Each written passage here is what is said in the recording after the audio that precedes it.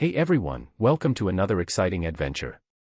Today, Audio Novel presents, A Science Journey, by SenatusAlpha. Wait, don't forget, supporting authors like SenatusAlpha is what keeps these amazing stories alive. Show some love for their incredible work. Author's Patreon link in description. And if you're looking for more amazing stories, don't forget to check out my Patreon page. Your support helps turn incredible tales like this one into fully immersive audiobooks. Join me on this journey, and together, we can bring more stories to life. Thank you for being part of the adventure. Let's begin. Chapter 81, Tailgating, Not Really. Who knows how long Zuke had been waiting for this feature. Every time he encountered difficulties in other worlds, he would think, if only my combat power were a little stronger. Now he finally had the chance to increase the synchronization rate with the Dragonball world again. How could he not be excited? Initially, he hadn't gained much from the Fate world, which left him slightly dissatisfied, but now he felt it wasn't a total loss after all since he'd unlocked this new feature.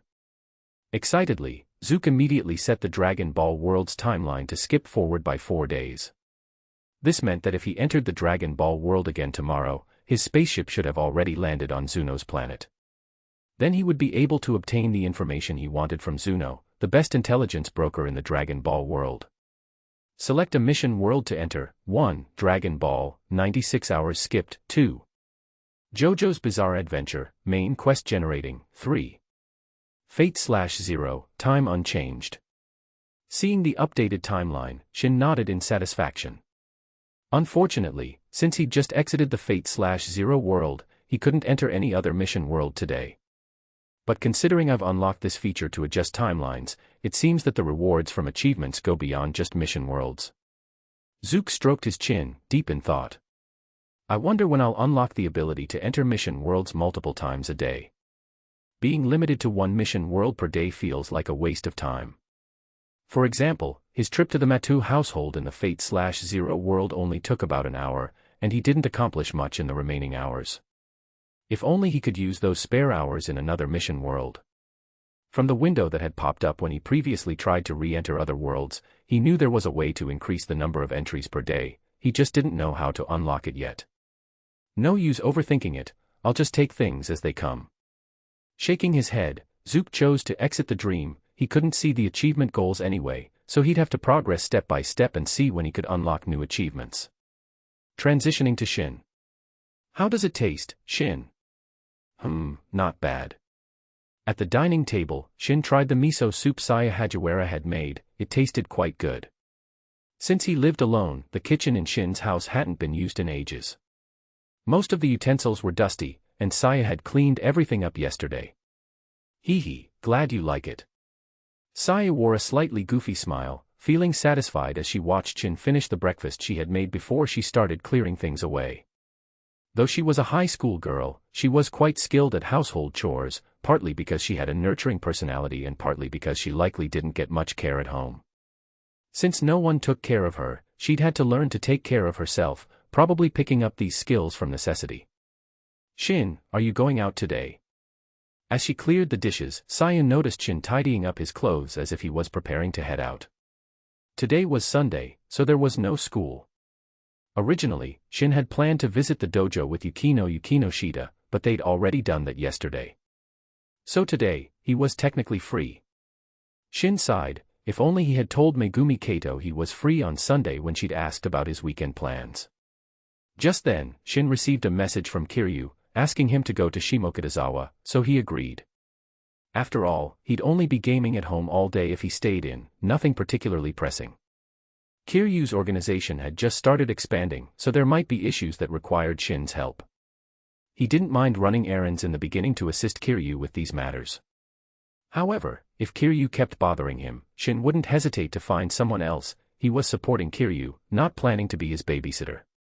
Got it. Will you be back for dinner? Sayu asked in the tone of a traditional Japanese housewife. Though she wasn't sure what Shin was involved in, she understood that her current life depended on him, so she wouldn't interfere. Most likely. If I'm not, I'll give you a call. Shin wasn't certain, he probably wouldn't be back for lunch, but he could likely make it for dinner. Also, I'll withdraw some cash while I'm out. You're probably running low too, right? Even though he could receive money directly from Kiru, it was still deposited into Shin's account. Since cash was still the primary form of payment in Japan, especially with small vendors, Shin needed to have some cash on hand for Sayu, as she handled most of the household matters. Actually, I still have enough, Sayu replied, surprised that he'd offered.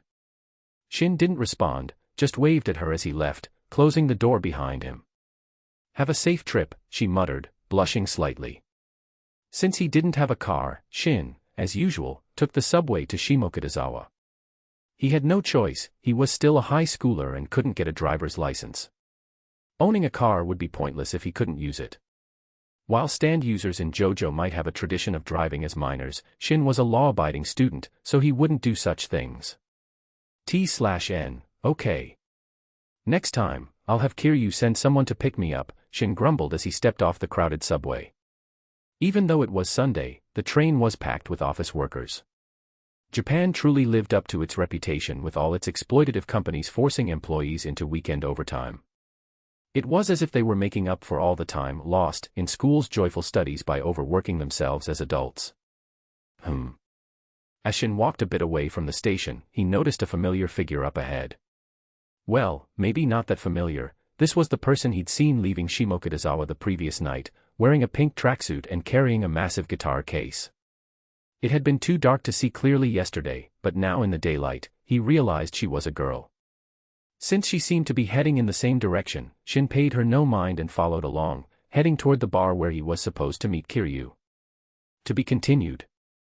Chapter 82, First, kneel to the boss. Go to Hitori, a loner at school, inconspicuous, without any friends. She recently got a new nickname, Bachi. Her hobby is playing guitar, and her strength is also guitar.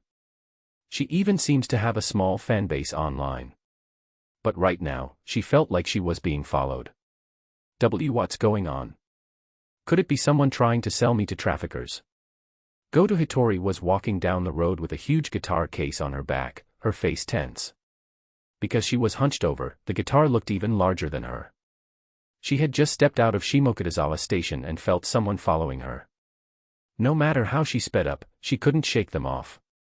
She didn't dare look back, afraid that might provoke them, which could lead to an even rougher encounter. To be honest, even if they weren't rough, Goto Hitori wouldn't have dared to turn around. She's so shy that she'd melt if she made eye contact with strangers. She usually walks hunched over with her head down, avoiding people's gazes. She's been like this almost her whole life. Recently, however, she made a few people she could consider friends and even formed a band with them. Goto Hitori thought her life was finally evolving from a wild slug to something more human-like, but she didn't expect to encounter such danger today. Why? Why target me? I'm not pretty, I dress plainly, and I don't have any special skills. Panicked, she tried to quicken her pace further to get away from the shadow behind her, but still couldn't succeed. If, at first, she doubted her fear of being followed was just a product of her social anxiety, now she was certain there was someone behind her. She had sped up, yet hadn't lost them. That had to be proof. What should I do? Maybe I should try swinging my guitar behind me to knock them out. No, I could never do something so violent. Goto Hitori's face contorted with worry. If she looked up now, her strange expression might just scare passers-by. However, since she kept her head down, Northwest one on the street saw her anxious face. Is there something wrong with her? Following Goto Hitori was Shin, who had no idea what was going through her head. They were simply going the same way, so Shin had been walking behind her. Yet seeing her odd behavior, he began to wonder if she was unwell. Every so often, she'd shudder and then suddenly quicken her steps, but due to her clumsy pace, it looked like she was just marching in place.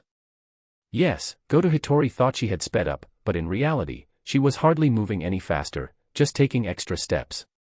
Her bizarre behavior made Shin wonder if she might have some condition, like epilepsy. If Shin had a stand with healing powers, he might have helped out of kindness. But since he didn't, he just dismissed her strange actions. After a while, as they continued their odd, one behind the other walk, Shin saw their destination ahead. It was the entrance to the underground bar he had visited last night, with two burly men standing guard at the door. Shin didn't recognize them, so he guessed they must be Kiryu's other subordinates. Kiru, being the local boss around Shimokitazawa, wouldn't have just the 10 or 20 men from last night, he'd surely have more underlings. Those from yesterday were likely too injured to come today, so Kiru brought in fresh men. As Shin thought this, he noticed the two sunglass-wearing goons exchange glances and walk toward him. Kiru must have told them about Shin's appearance so they could welcome him. However, just as Shin was about to step forward, he saw the two burly men walk up to go to Hitori instead. Huh.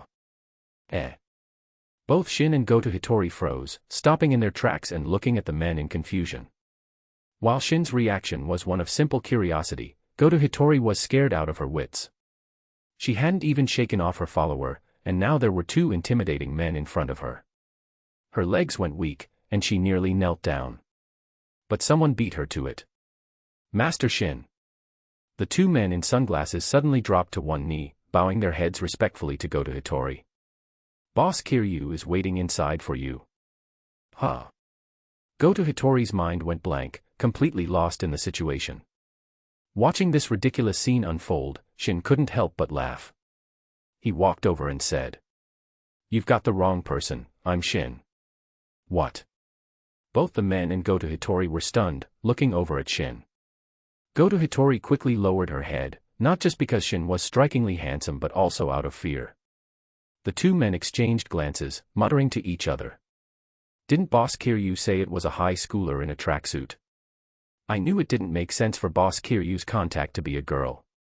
But you knelt too, didn't you? It was true. Shin, who was wearing a tracksuit for convenience, hadn't expected Kiru to describe him to his underlings so vaguely as a high schooler in a tracksuit. Coincidentally, Go to Hitori was also wearing a tracksuit and happened to be walking the same route. The two men in sunglasses had only spotted Go to Hitori and overlooked Shin behind her. While it seemed odd that Boss Kiryu's VIP was a high school girl, they didn't dare defy orders, so they went straight to kneeling in front of Go to Hitori. Only after kneeling did they realize their mistake, leaving both men, and Go to Hitori, feeling embarrassed, while Shin wore a bemused smile. "All right, get up. Don't make a scene," Shin said, annoyed, to the two clueless men. Although there weren't many bystanders, the strange scene still drew a few glances. He wasn't interested in becoming a spectacle. Lead the way, let's go. To be continued. Chapter 83, Does Go to Hitori have stand potential?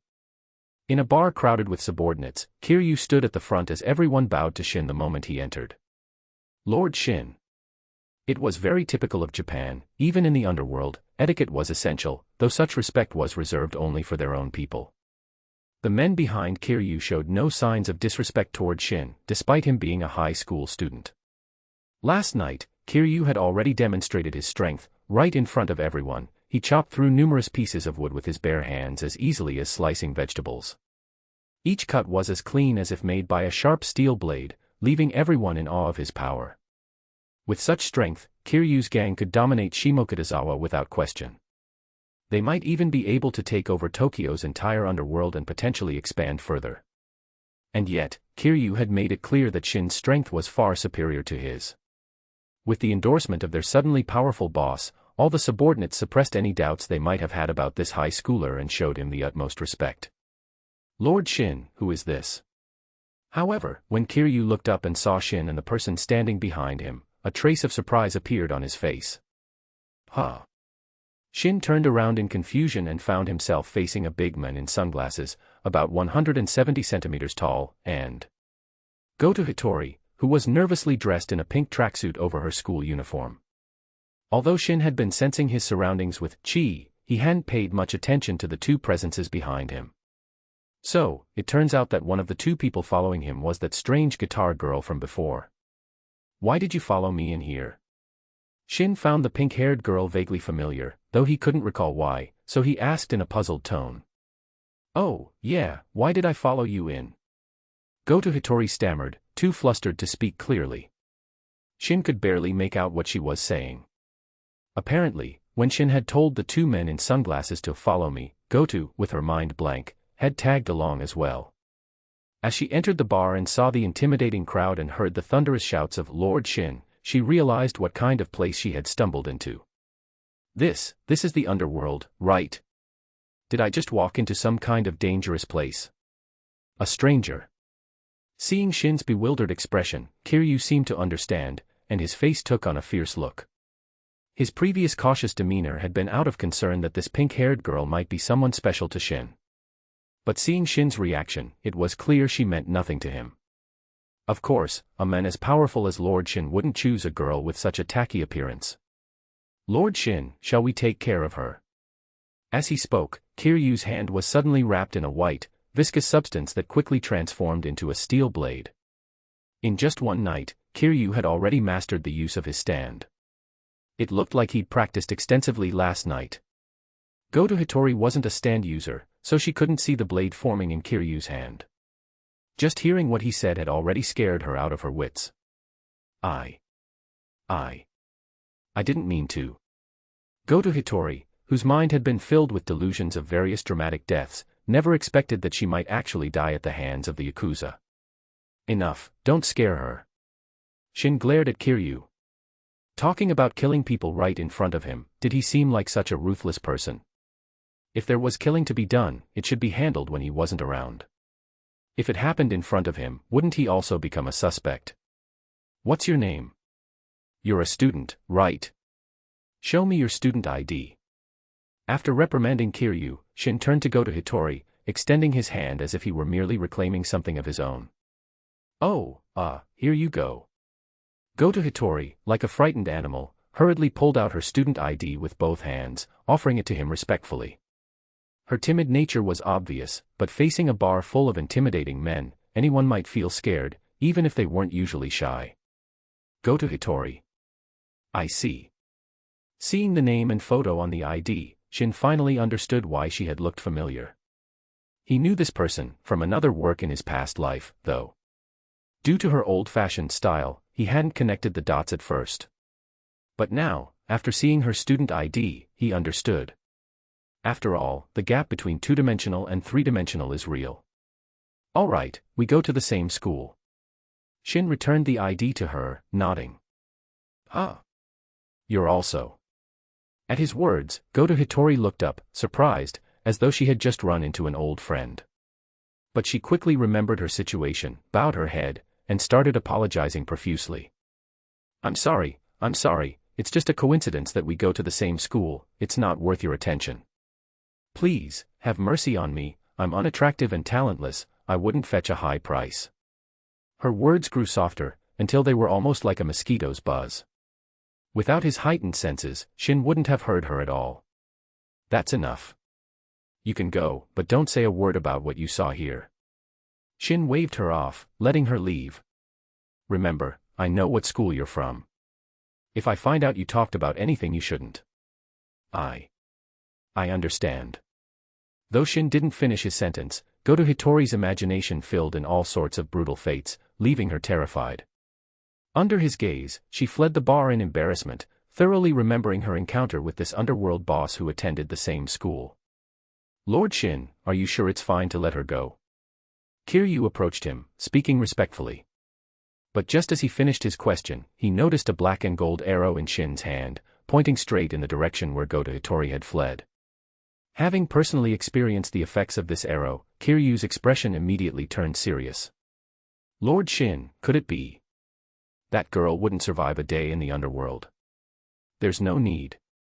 Shin shook his head, retracting the arrow. Although it surprised him to find that Goto Hitori had stand potential, he wasn't about to awaken her stand immediately. Her personality was far too timid, if he ever intended to recruit her, he'd have to work on that first. But since they went to the same school, he'd likely have plenty of chances to train her in the future. So, what did you call me here for? To be continued. Chapter 84, The Underworld Expands Its Business. Ah, so that's it. Tonight, we're planning to take over another organization's territory and eliminate some of their members by force.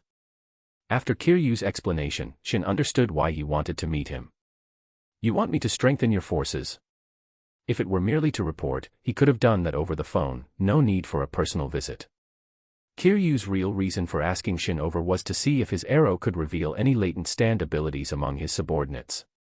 Yes, we'd really appreciate your help, Lord Shin. Kiryu bowed deeply, displaying a great deal of respect toward Shin, partly out of admiration for Shin's strength and partly because he knew his life was essentially in Shin's hands. If Shin wanted, Kiru could meet an abrupt, brain-dead end. Do you think I brought the arrow out just for that girl's test? Shin sighed, staying seated and looking at Kiru. Did you really think I only intended to test that girl's potential for a stand?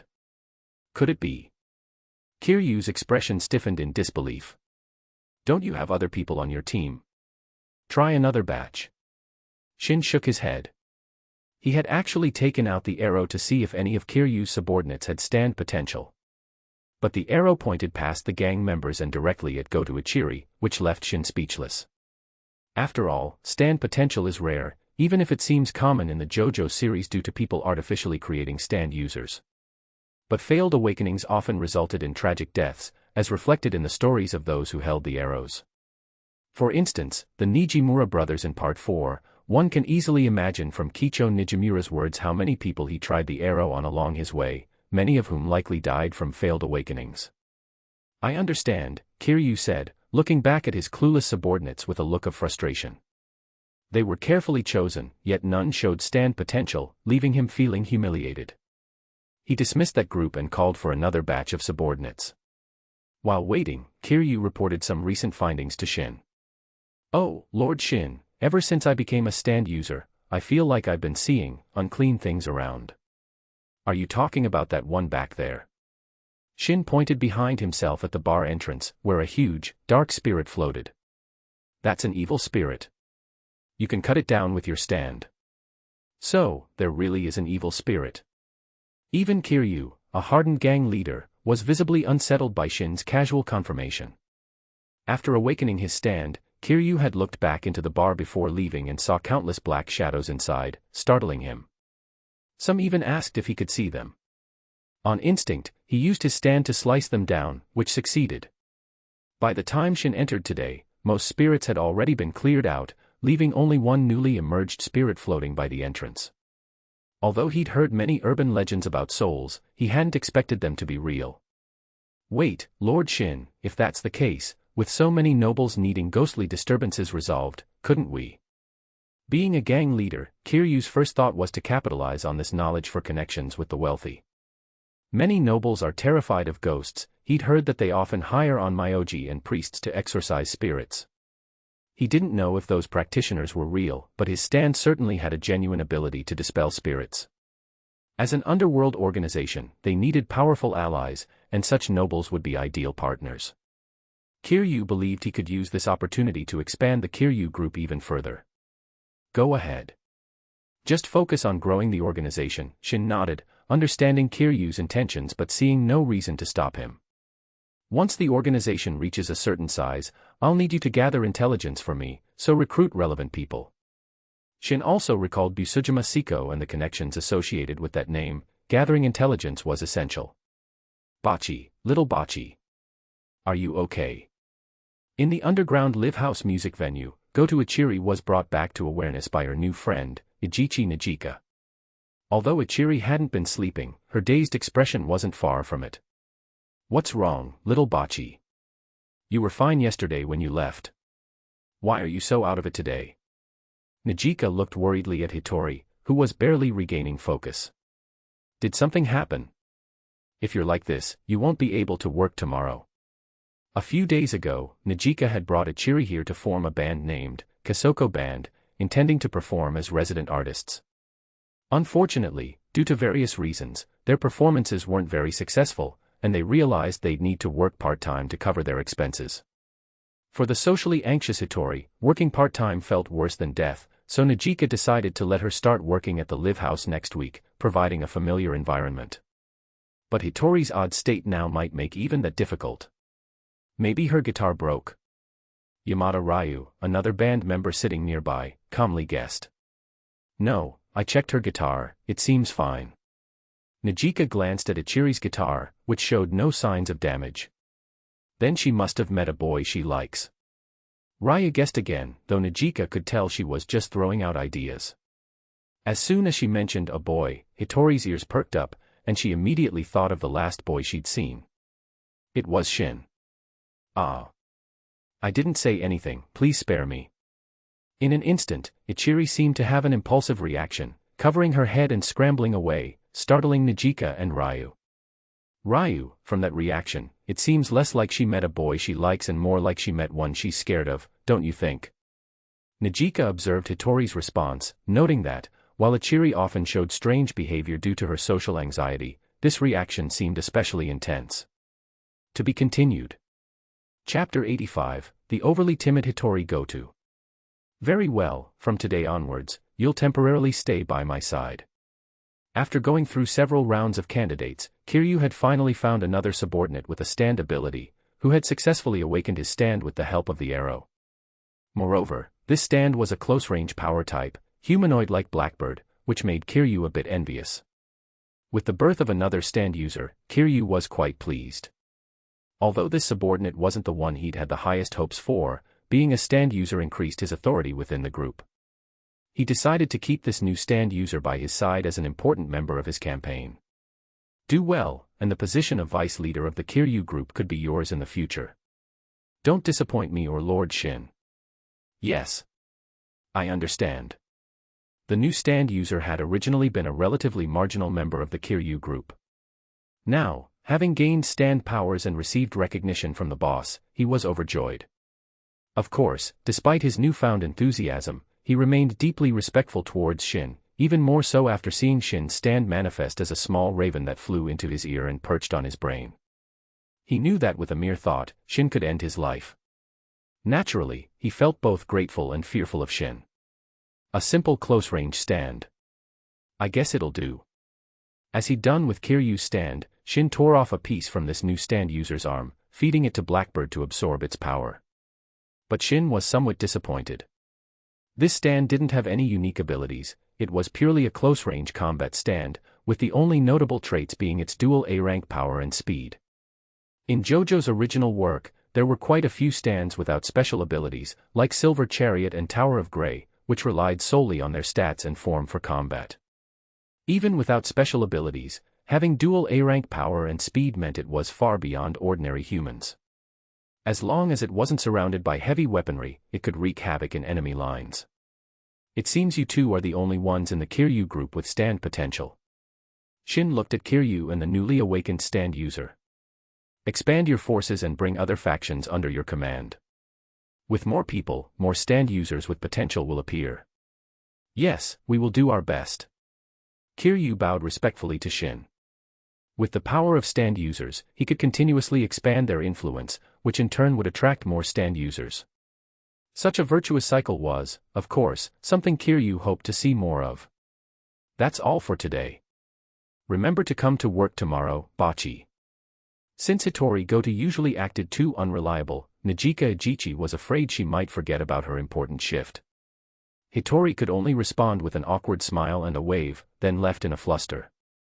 It might seem odd to constantly describe Hitori Goto as flustered, but her actions often gave off that impression.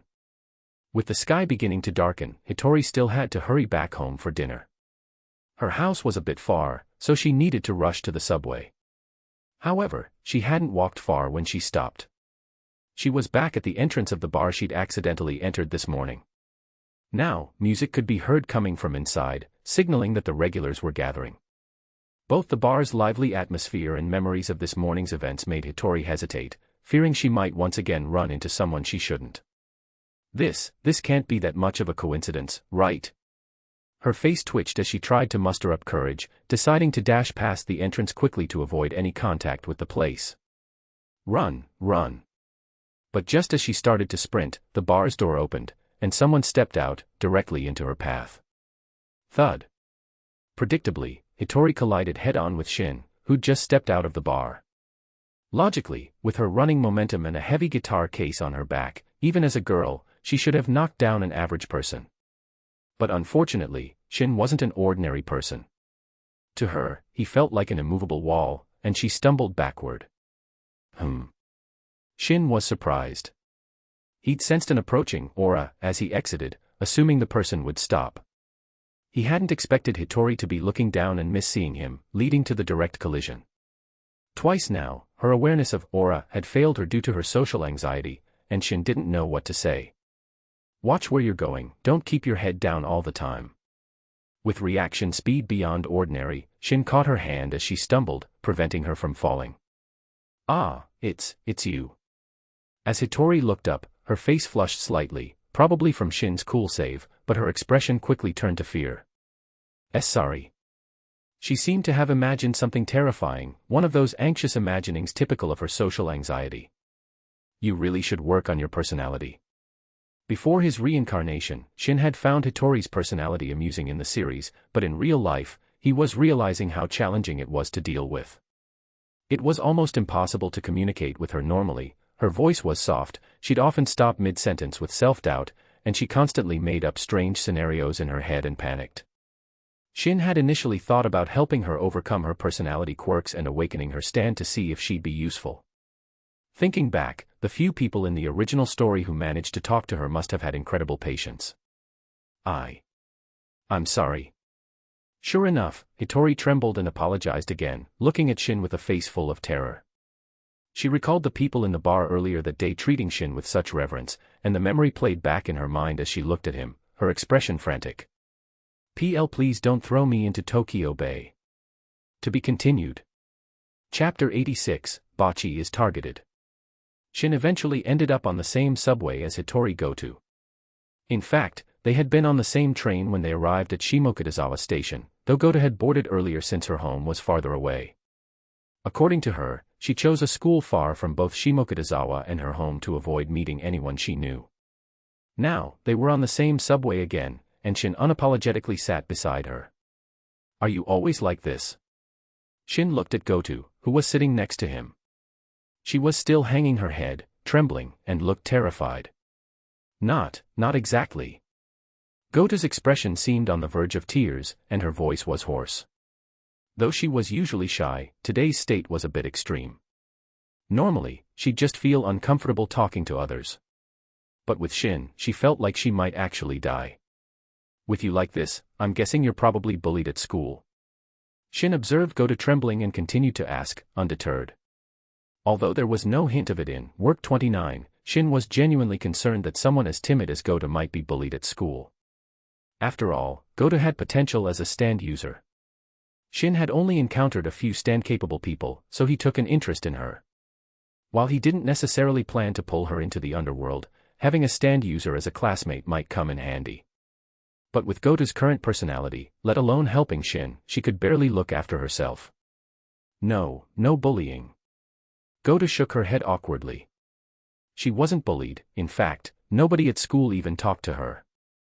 She had even tried wearing band merchandise to school to find common ground with others, only to make them avoid her even more. Why? Did no one at school like music? But why was he asking her this? Was he planning to fill the "no bullying" gap in her life? At this thought, Goto began to tremble even more. "Stop shaking. This habit of trembling all the time has got to go."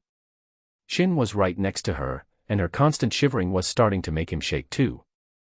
Although Goto could be considered a pretty girl and having her lean close wasn't bad, Shin was here to help her correct her habits. He didn't need her to change her whole personality, but at least be capable enough to help him when needed. Hearing Shin's almost commanding tone, Goto stiffened and quickly stopped trembling, like a pet who suddenly understood its owner. "Goto, I'm going to work on fixing your personality." Seeing her stop shivering, Shin continued. "There will be things I need you to handle in the future, so you must change this timid nature. Understand?" Shin realized that if he spoke normally, Goto would likely spiral into self-doubt and overthinking, making her too distracted to listen. But when he issued commands, she responded immediately. However, Goto was stunned by his words. Why? Why does he care about changing my personality? Is he my dad? Goto didn't realize she had stand potential, nor that Shin intended to turn her into a stand user. So hearing this suddenly left her mind blank, unable to process what was happening. Still, social anxiety has its perks, like mentally filling in reasons for things you don't understand. Could it be that he likes me? In her mind, Goto instinctively recalled scenes from romance manga. Being a regular online, Goto had read her share of shoujo manga. Wasn't this a typical shoujo plot? She turned her head to look at Shin. And received a sharp glare. No way. Who would like a paramecium like me? Gota's momentary hope was instantly crushed, and she fell back into self-doubt. Give me your contact info. Shin, unaware of the mental roller coaster she just experienced, took out his phone and ordered her. Sure enough, still in self-doubt, Gota naturally handed over her phone. If they had been talking normally, Gota might not have responded at all. Shin thought of her bandmate Yamada Ryu's nickname for her, Bachi. It did suit her. The name Bachi in Japan is usually used for pet dogs, and now Gota was like an obedient pet dog, following commands well. Shin used her phone to message himself and added her to his contacts, then handed her phone back. He saved her contact as Bachi. When we get to school tomorrow, I'll find you. Don't think of skipping. As they arrived at Shin's stop, he stood up, giving her one last instruction before leaving. After finally finding someone with stand potential his age, he didn't want her transferring schools out of fear. With her personality, she might actually do it. In her original story, Gota had once tried cold plunges to catch a cold just to avoid a job. In a way, she was persistent, though she used her persistence in strange ways. I understand. Watching Shin leave the subway, Gota felt as if she were crying inside, but could only give him a sad smile. She had originally planned to talk to her parents about transferring schools, but that seemed impossible now. After all, Shin seemed to have a lot of underlings. Even if she transferred, they'd likely find her. Looking down at her contact list, which previously only held her family members, she noticed a few new names recently. Aside from her new bandmates, Ichiji Nijika and Yamada Ryu, there was a new addition at the bottom. Shin. Although she'd interacted with him a few times today, it was only now that she learned his name. To be continued. Chapter 87, Are You Even Human If You Have Money But Don't Spend? After returning home, Shin enjoyed a relaxing dinner prepared by Sayo Ajiwara. Following a brief rest, he sat down at his computer, ready to dive back into his online game as usual. Even though his strength had significantly improved, Shin had no intention of giving up his original hobby. Incidentally, he had also received a sizable sum of money from Kiru today. Some of it went to Saya for her everyday expenses, while the rest was deposited in the bank. Though Kiryu's group wasn't particularly large, it was still a formidable organization in Shimokitazawa with a decent amount of resources.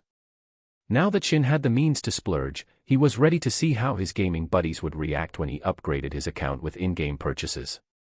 But just as he opened the game, his phone, sitting on the desk, buzzed with a new message notification. He picked it up, only to find that it was from Kiru. Shin initially thought it might be a classmate. After all, he had good grades and often got messages from classmates asking for homework help over the weekend. To maintain normal social interactions, he didn't mind helping out, but he hadn't expected a message from Kiru. Upon opening Kiryu's message, he found several photos. The images were brutal, blood spattered on the ground, with people lying around in apparent agony. But at the center stood Kiru and the newly awakened subordinate with a stand. Neither of them had visible injuries, and the blood on them clearly belonged to others. It looked like the fight between Kiryu's group and the rival organization had already ended, and even faster than Shin expected. Then again, given Kiryu's and the new stand users' abilities, taking down their opponents wasn't a big challenge. One could turn his stand into an iron-hard weapon, while the other had a AA power and speed stand capable of deflecting bullets. These small-time gangsters didn't pose much of a threat. Japanese Yakuza had their own code of conduct. During turf battles, close-quarters combat was still the norm, where Kiru and the other stand user had a clear advantage. With this victory, Kiryu's group's influence in Shimokitazawa would expand. Once Kiru organized the new recruits, Shin would likely have to go back to assess any stand potential among them. Making me go over every time is a hassle. Should I follow Diavolo's example and hand over the arrow to someone for safekeeping? Shin closed his phone, frowning in thought. With Kiryu's group constantly expanding, the number of subordinates would only increase. If he had to travel each time to create a stand user, spending a whole day carefully selecting them, it would be a huge waste of time. The boss from Part 5, Diavolo, had his arrow kept by Pulpo, one of his subordinates, who used his stand to test new members and awaken their stand abilities. Shin wondered if he should follow this example, but the idea of handing over the arrow felt too risky. Even if he could trust the one holding the arrow not to betray him, there was no guarantee that person wouldn't be killed, leaving the arrow vulnerable to being taken. In Part 5, Pulpo, the one guarding the arrow, was killed by the protagonist using his stand ability, and the arrow was subsequently destroyed, something Shin didn't want happening to his own arrow. While there were multiple arrows in the JoJo universe, in the real world, his was the only one. As for breaking the arrow into fragments to grant stand abilities, Shin had considered it, but he wasn't sure if a fragmented arrow could still detect stand potential. In Part 6, fragments of an arrow could indeed awaken stands, but the broken arrow's abilities might not remain intact. I'll figure it out later. The group hasn't reached an unmanageable size yet. With so many thoughts swirling in his mind, Shin couldn't come up with a perfect solution right away, so he decided to set the issue aside for now. Who knows, maybe as he continued exploring the mission worlds, Infinite Terror VR might provide him with some useful abilities. Angel of Healing, what's going on? Your damage has increased a lot compared to before. After logging into the game, Shin played with his teammates as usual. But this time, it was different. He'd spent real money, and his stats were much higher. In the past, he'd managed to keep up with his teammates' damage outputs purely through skill alone. Now, with the upgrades, his damage was leagues ahead, leaving his teammates in shock. Angel of Healing was especially astonished, exclaiming in disbelief, but she quickly figured out the reason. Angel of Healing, did you spend money? Damn, and it's a heavy investment. Where'd you get the money? Don't tell me you robbed a bank. Her reaction wasn't surprising. Shin's account had always been known as high skill, no spend, probably broke.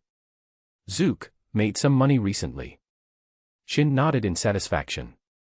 Seeing his teammates' astonished reactions meant he had achieved his goal. Who actually spends money in online games to get better? Of course, it's to increase damage and be admired by others. If he'd wanted to practice pure gameplay, he would have kept practicing without spending a dime. Angel of Healing, this isn't just some money, right? You maxed out the top equipment in a single day, even with high levels of enhancement. Clearly, Angel of Healing, who often chatted with Shin, was beyond shocked. But soon, her tone shifted. Angel of Healing, teach me. How'd you make that much money? Come on, I want to spend like that too. It was evident she was envious. Being an avid gamer, she was no stranger to spending money on games. But lately, given her part-time work, her funds were running thin for her usual spending habits. Zuke, my method of making money isn't something most people can copy. How did Shin make his money? By becoming the leader of a Yakuza organization. Others might want to learn his methods, but they couldn't replicate them, unless Angel of Healing had the potential for a stand herself. Otherwise, she'd never find success in this line of work. Besides, Angel of Healing claimed to be a female student. Getting her involved with the Yakuza seemed a bit too extreme. Shin couldn't help but think of Goto Hitori, who also had stand potential. But he didn't intend to drag her into the underworld either, he just wanted her to help him with some day-to-day matters. Angel of Healing, I'll figure out your money-making method someday. In the game, Angel of Healing was still determined to discover his secret, but Shin paid it no mind. To be continued. Chapter 88, Exploring the Dragon Ball World Again. That evening, Sayo Ajiwara didn't cling to Zuke for anything more. After all, she had been enduring Shin's intensity for 2 days, and she was feeling some discomfort. Shin understood, so he simply held her as they slept, doing nothing else. Compared to that, what Shin planned to do in his dream tonight felt more important, exploring the Dragon Ball world once again. After unlocking the time adjustment function last time, he'd advanced the time in the Dragon Ball world by 4 days. By now, his spherical spaceship should have landed on Zuno's planet. With Zuno's intelligence capabilities, there was no doubt he knew it was a Frisia Force vessel, so even if Zuke left it unattended, Zuno wouldn't dare do anything to it. Although Zuno was highly intelligent, his combat power was weak, so he wouldn't risk offending Frisia's forces. In the Dragon Ball Super manga, Zuno was approached by escaped prisoners from the Galactic Patrol, forcing him to provide intelligence. If it were Zamasu, one might chalk it up to his power, but when mere criminals from the patrol could coerce Zuno, it truly underscored his lack of combat strength. Before long, Shin drifted into sleep, and the familiar world selection interface appeared before him. Transitioning to Zuke. Dear Zuke, please select a mission world to enter. 1. Dragon Ball, 96 hours skipped, 2. JoJo's Bizarre Adventure, main quest generating, 3. Fate/0, time not adjusted. Let's adjust the time flow for Fate/0 first. Looking at the 3 mission worlds, Zuke thought it best to tweak the flow of time in the Fate world before diving into the Dragon Ball world. The JoJo world's mission was still generating, so no immediate attention was needed there. As for the Fate/0 world, the Fourth Holy Grail War was still ongoing.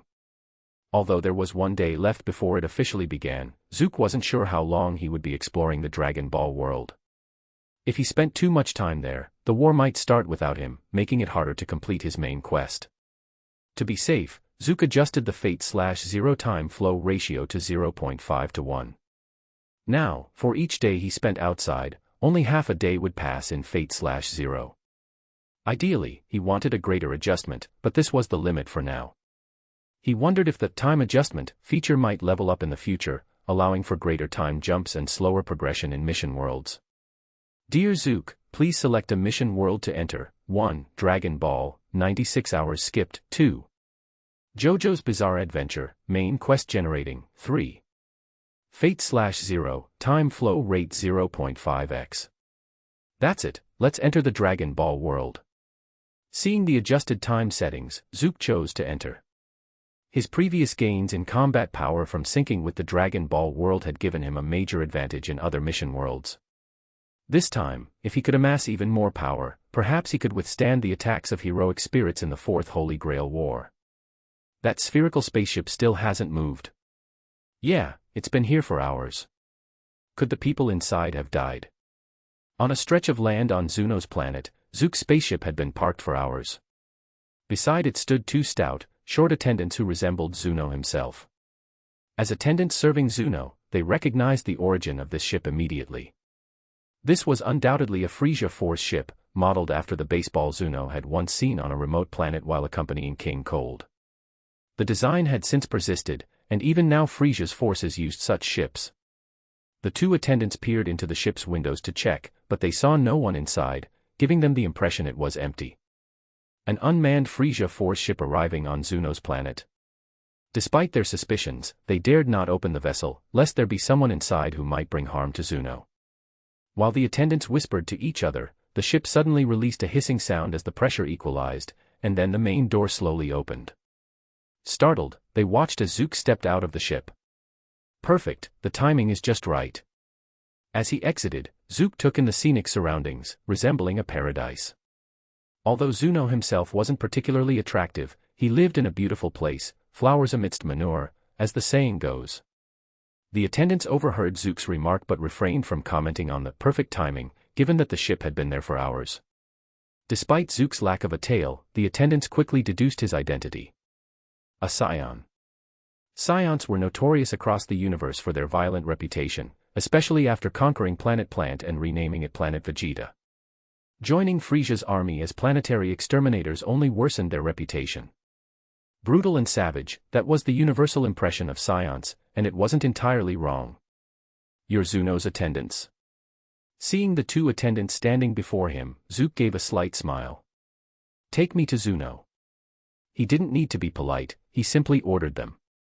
Had Zuno displayed some heroic resistance in the original series, Zuke might have been a bit more courteous.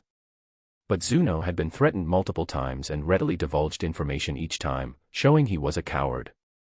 So Zuke saw no need to act polite either. To be continued. Chapter 89, Information on Various Dragon Balls. Led by 2 attendants, Zuke was brought into the only palace-like structure on Zuno's planet, where he finally met the man known as the greatest information broker, Zuno. Zuno looked almost identical to his attendants, chubby with big ears, sitting on a cushion and appearing wider than he was tall. He wore an outfit reminiscent of an ancient feudal lord and sat calmly in the hall, watching Zuke enter. The moment Zuke saw Zuno, he summoned the Blackbird without hesitation. His thought was simple, he wanted to see if Blackbird would feel any appetite toward this rotund man.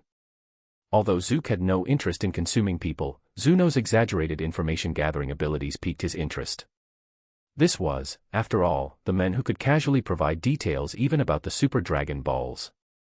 If Zuno's information ability was something akin to omniscience, there was a chance that Blackbird could absorb Zuno, granting Zuke a similar power.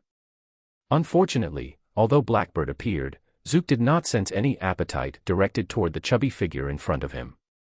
Zuke could tell when Blackbird felt an urge to consume something to acquire abilities, just as he had sensed when facing severed limbs left by Vanilla Ice's miasma. TCH, seems like this guy's information ability can't be acquired through consumption. Though slightly disappointed, Zuke hadn't expected too much, he was just testing the waters. Since directly obtaining Zuno's abilities wasn't possible, he'd simply have to force the information out of him. Zuno's usual rule was that visitors had to kiss his cheek, and depending on his interest in them, he'd decide how many questions to answer. This rule was clearly a playful touch from the original author, Toriyama Akira, which Zuke had no intention of entertaining. "I'll ask, and you answer, better not waste time with pointless chatter." Seeing that Zuno didn't seem to realize how close he'd come to death's door, Zuke wasted no time and issued his command. One of the attendants took offense and immediately frowned as he tried to explain, but according to Lord Zuno's rules. Before he could finish, Zuke had Blackbird kick him, sending him flying across the room and knocking him unconscious against the wall. "Who told you to speak?" Zuke cast a sidelong glance at the interfering attendant, then turned his attention back to Zuno. This show of force had a clear effect. A flicker of panic crossed Zuno's face, evidently not expecting Zuke to act so decisively without a second thought. The only fortunate thing for Zuno was that Zuke had held back from outright killing. The attendant had only been knocked out. Zuke didn't kill outright, fearing that it might provoke resistance in Zuno. A moderate display of strength would be enough. "First, give me the coordinates of the Super Dragon Balls," Zuke said as he pulled out a notebook and pen from his combat suit. He'd come prepared to seek out Zuno, and he had the tools ready to record information. A hint of surprise flickered in Zuno's eyes, as he hadn't expected a scion of seemingly low status within Frisia's army to know about the Super Dragon Balls. But Zuke's stern gaze left him no choice but to comply, so he quickly provided the coordinates of the Super Dragon Balls. As in the original story, the 7 Super Dragon Balls were distributed across the 6th and 7th universes, with 3 in Universe 7, where Zuke was, and the remaining 4 in Universe 6. It seemed that in the original story, the god of destruction from Universe 6, Kampa, had secretly taken 2 of them from this side. The Super Dragon Balls were the most powerful wish-granting orbs in the Dragon Ball universe, able to restore even universes destroyed by the Omni King. They were practically omnipotent. If Zuke could find the Super Dragon Balls, he could accomplish much more. Becoming the universe's strongest without any cost wouldn't be out of reach. Is there a way for me to travel to other universes on my own? After learning the Super Dragon Ball's coordinates, Zuke naturally began to consider inter-universe travel. If he could gather all the Super Dragon Balls, even Frisia would become a minor concern. Not possible. Only gods from the rank of Kai and above have the ability to cross universes. Zuno shook his head. He was an information broker, not a wish-granter. Gods ranked as Kai and above.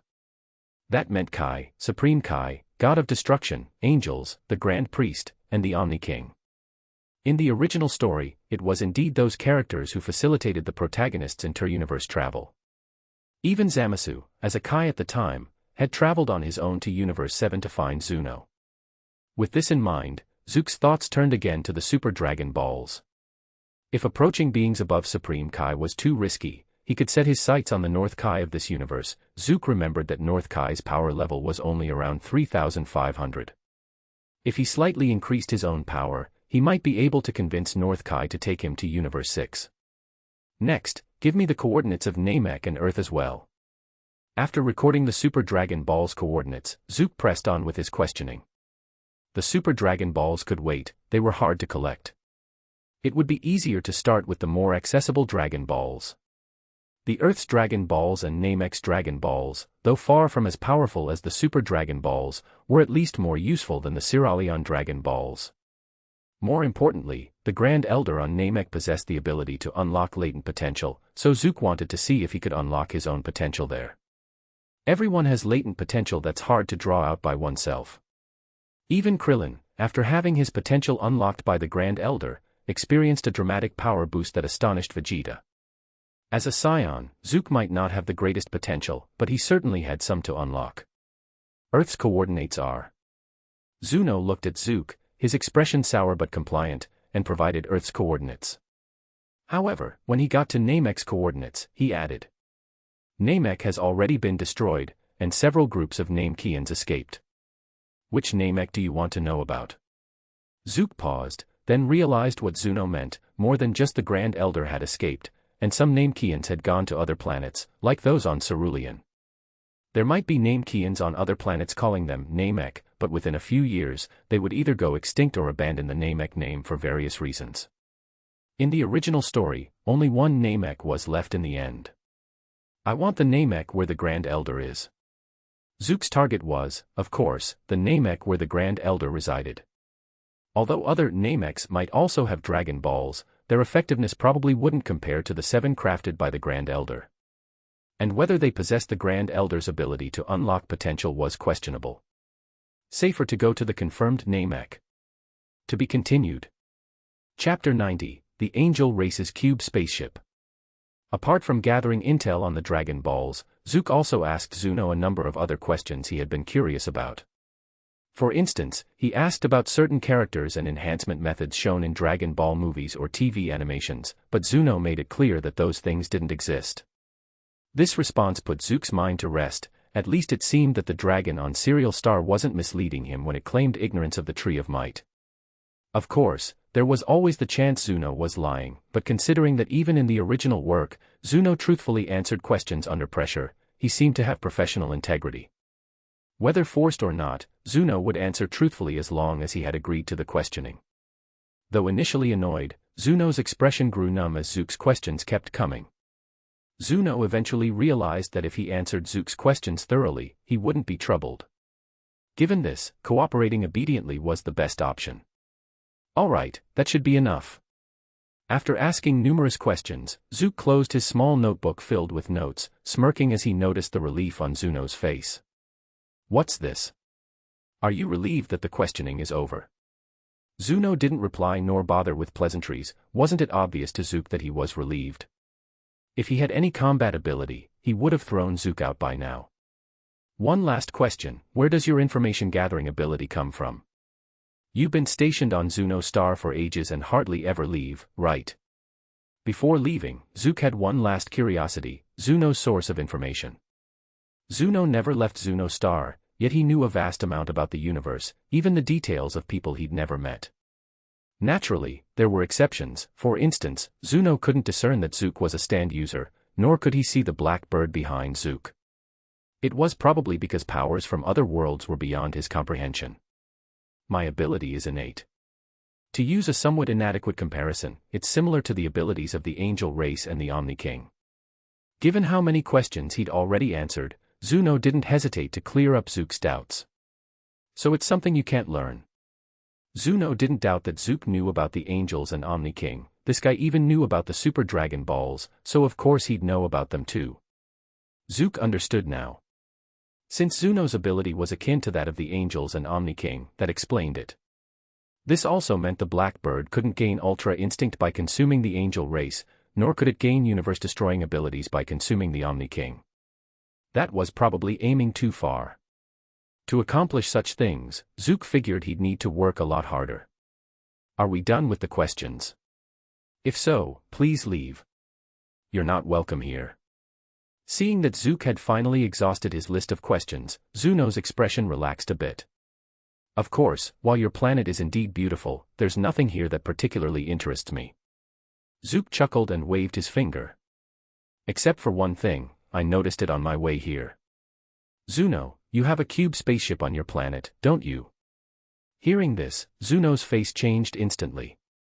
The cube spaceship was far from an ordinary spacecraft. It was divinely crafted and directly related to the gods of destruction and the angels.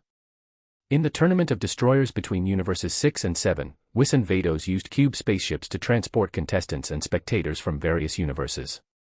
These ships were incredibly fast, with Compa claiming they could reach any place in the universe, and they could even travel to other universes.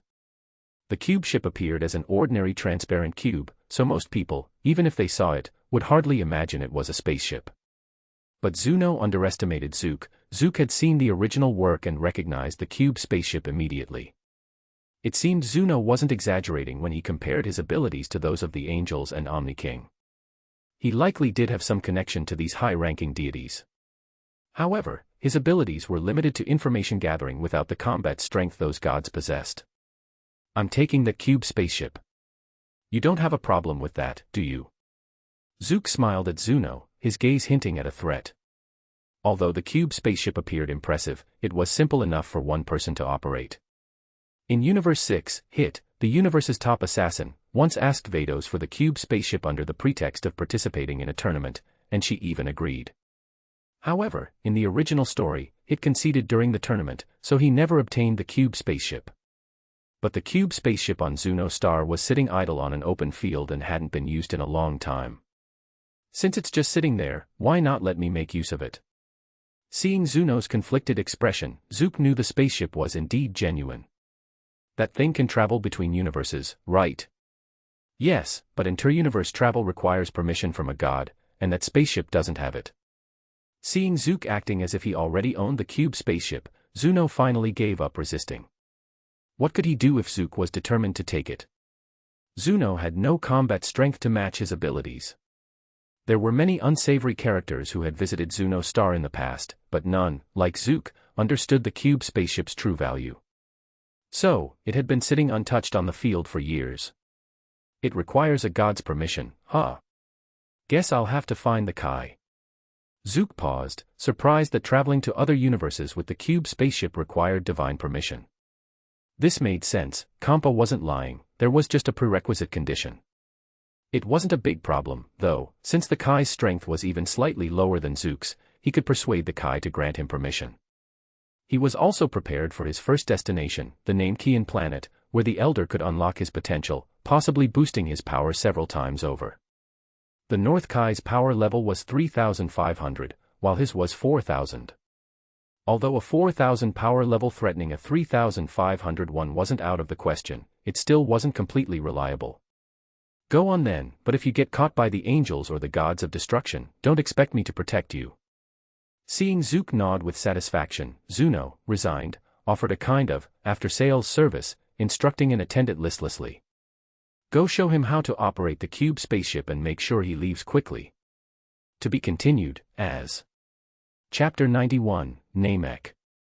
As previously mentioned, the cube spaceship appears like a simple transparent glass box, with 4 landing legs at the bottom and a periscope-like device at the top. Its operation is also very simple. All one needs to do is state specific coordinates, and the periscope-like device will respond. Conveniently, it supports multiple languages for ease of use. Unlike the Super Dragonballs, which require the language of the gods to summon the Super Shenron, something that forced Zuke to ask Zuno to recite it once, painstakingly noting each pronunciation. You should understand the operation now, right? Then I'll be on my way. One of Zuno's attendants, drenched in sweat, watched as Zuke loaded his spherical spaceship onto the cube ship. He still remembered the fate of his colleague. Although Zuke hadn't killed them, he obviously didn't regard them as human. The attendant feared he'd be kicked out at any moment. All right, off you go. Zuke paid no attention to Attendant 29. He'd already acquired the information he wanted from Zuno and even got a bonus. The value of this cube spaceship was incredibly high. Hit from Universe 6 had used his victory in the inter-universe tournament as a bargaining chip to obtain it. Zuke, however, got it without paying any price. If Hit found out, he'd probably be green with envy. After watching Zuno's attendant hurriedly leave as if escaping, Zuke closed the cube spaceship's door, pulled out his notebook, found the coordinates for Namek, and spoke them into the device. The cube spaceship's device immediately reacted, responding in the same language. Traveling to this planet will take 511 tacks. 511 tacks. That's just over 4 Earth hours. Faster than I expected. Hearing this, Zuke did some quick time conversion and was a bit surprised. Earlier, while loading the spherical spaceship, he had also tested it by entering Namek's coordinates, and the result was that it would take over half a month to reach by that ship. This meant that the cube spaceship's speed was at least 100 times that of the spherical one. Moreover, when Zuno's attendant taught him how to operate the spaceship, he mentioned that if a god were piloting it, the speed would be even faster, allowing for true universal travel. So, this wasn't even the cube spaceship's maximum speed, but it was more than enough. I was already prepared to leave this mission world and wait for a while, but now it seems that there's still plenty of time within the remaining 8 hours here. Zuke calculated that he had already spent about an hour on Zuno's planet. Even factoring in the cube spaceship's 4-hour travel time, he would still have around 3 hours for operations on Namek. Good. Then let's set off. Zuke nodded, giving the cube spaceship the order. The next moment, the cube spaceship lifted off, and under the watchful eyes of Zuno and his attendant, it swiftly left Zuno's planet, venturing into the boundless universe. Finally, he's gone. Zuno watched the departing cube spaceship through the window, feeling both heartache over the loss of the ship and a sense of relief. Though he possessed terrifying intelligence capabilities, the one flaw in his ability was his inability to predict others' thoughts and actions. Otherwise, he wouldn't have been ambushed so many times in the original story. When dealing with an unpredictable Saiyan like Zuke, he felt truly uneasy. Lord Zuno, should we report this to the Supreme Kai? One of Zuno's attendants asked nervously, still visibly shaken. As for why they'd report to the Supreme Kai and not the Galactic Patrol, let's just say the patrol could handle ordinary criminals, but they wouldn't dare mess with the Frisia force. Moreover, the cube spaceship was something given by the god of destruction and angels, tying it to higher-level deities, so reporting it to the Supreme Kai made sense. No, I won't leave Zuno's planet anyway, and that spaceship hadn't been used in centuries. Zuno hesitated for a moment before deciding against it. He could sense that Zuke was somewhat different from other Saiyans. If he reported this and the god of destruction dealt with Zuke, all would be fine. But if Zuke wasn't dealt with and returned to take revenge on him, it might cost him his life. And Zuno valued his life greatly.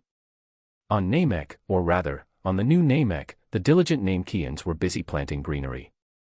The once highly advanced Namekians had developed powerful technology at the cost of massive environmental damage, eventually leading to the destruction of their original planet. When the planet was on the brink of total destruction, some Namekians managed to escape, with some ending up on other planets. The most capable among them, the Grand Elder, found a planet with a good environment and settled there. Using the Namekians' abilities, he created many new Namekian citizens. These new Namekians abandoned technological advancement and became a nature-preserving race, gradually developing this planet. This was the present-day Namek. The Dragon Balls on Namek were stored in 6 villages, each guarded by a respected elder, with the 1-star Dragon Ball personally kept by the Grand Elder. At that moment, the Grand Elder, his enormous body seated on his throne, seemed to sense something. He lifted his gaze toward the window. "Nail, it appears we have a guest." The Namekian called Nail was the Grand Elder's bodyguard, one of the few warrior-type Namekians left on Namek. Loyal to the Grand Elder, he cast his gaze out the window, though he saw nothing. Still, he had no doubt in the Grand Elder's words and asked dutifully. "Shall I go take a look, Grand Elder?" "No need, he will likely come to us." The Grand Elder's eyes, which seemed to never open, didn't shift, but his voice echoed in Nail's mind. "I cannot discern the thoughts of our visitor, but I sense he harbors no malice. Nail, do not engage him in conflict when you receive him." Nail hesitated, but then nodded in acknowledgement. Though he was powerful, with a battle power exceeding 4,000, making him a top warrior even among the Frisia force, second only to the Jinyu force. If he were to confront Zuke, Zuke would likely be no match. But Nail held deep trust in the Grand Elder. Since he had been told not to engage, he would abide by his elder's wishes. To be continued. Chapter 92, Arrival on Planet Namek, Nail. Before long, Zuke's cube-shaped spaceship passed through Planet Namek's atmosphere, slowly appearing in the skies above. What's that? The place where the spaceship appeared wasn't far from a Namekian village, so it quickly caught the attention of Namekians who were planting vegetation nearby. A hint of worry appeared on their faces, likely due to concerns about whether the visitor was friendly. Though the cube-shaped spaceship looked like a transparent glass box, the 4 legs underneath made it clear to many that it was probably a ship. As the nearby Namekians were getting anxious about the appearance of the spaceship, Nail arrived. Addressing the somewhat flustered Namekians, he relayed the Elder's message. "No need to worry, the visitor is a guest of the Elder." These words seemed to have a magical effect, as the previously worried Namekians immediately relaxed. "Oh, a guest of the Elder. Then they must not be hostile, there's nothing to worry about. Should we prepare something to welcome him?" Does he need food? When Namekians first settled on this planet, there was only the Elder. Now, all Namekians are essentially his descendants. Therefore, they have great respect for the Elder, and hearing that the visitor was his guest immediately put their minds at ease. Since Namekians can survive by just drinking water, some were even curious if the Elder's guest would need other types of food. Nail said nothing, but he still harbored some caution toward the person inside the cube spaceship. Though he would follow the Elder's will, that didn't mean he was a mindless puppet. The Elder was an exceptionally powerful Namekian, even possessing some level of foresight, yet he admitted he couldn't predict this visitor's intentions. This was the first time Nail had seen someone the Elder couldn't read, so he couldn't help but feel some apprehension. Unaware that his spaceship's appearance had caused some Namekians to panic, Zuke piloted the cube spaceship down to a plane, where he landed it gently.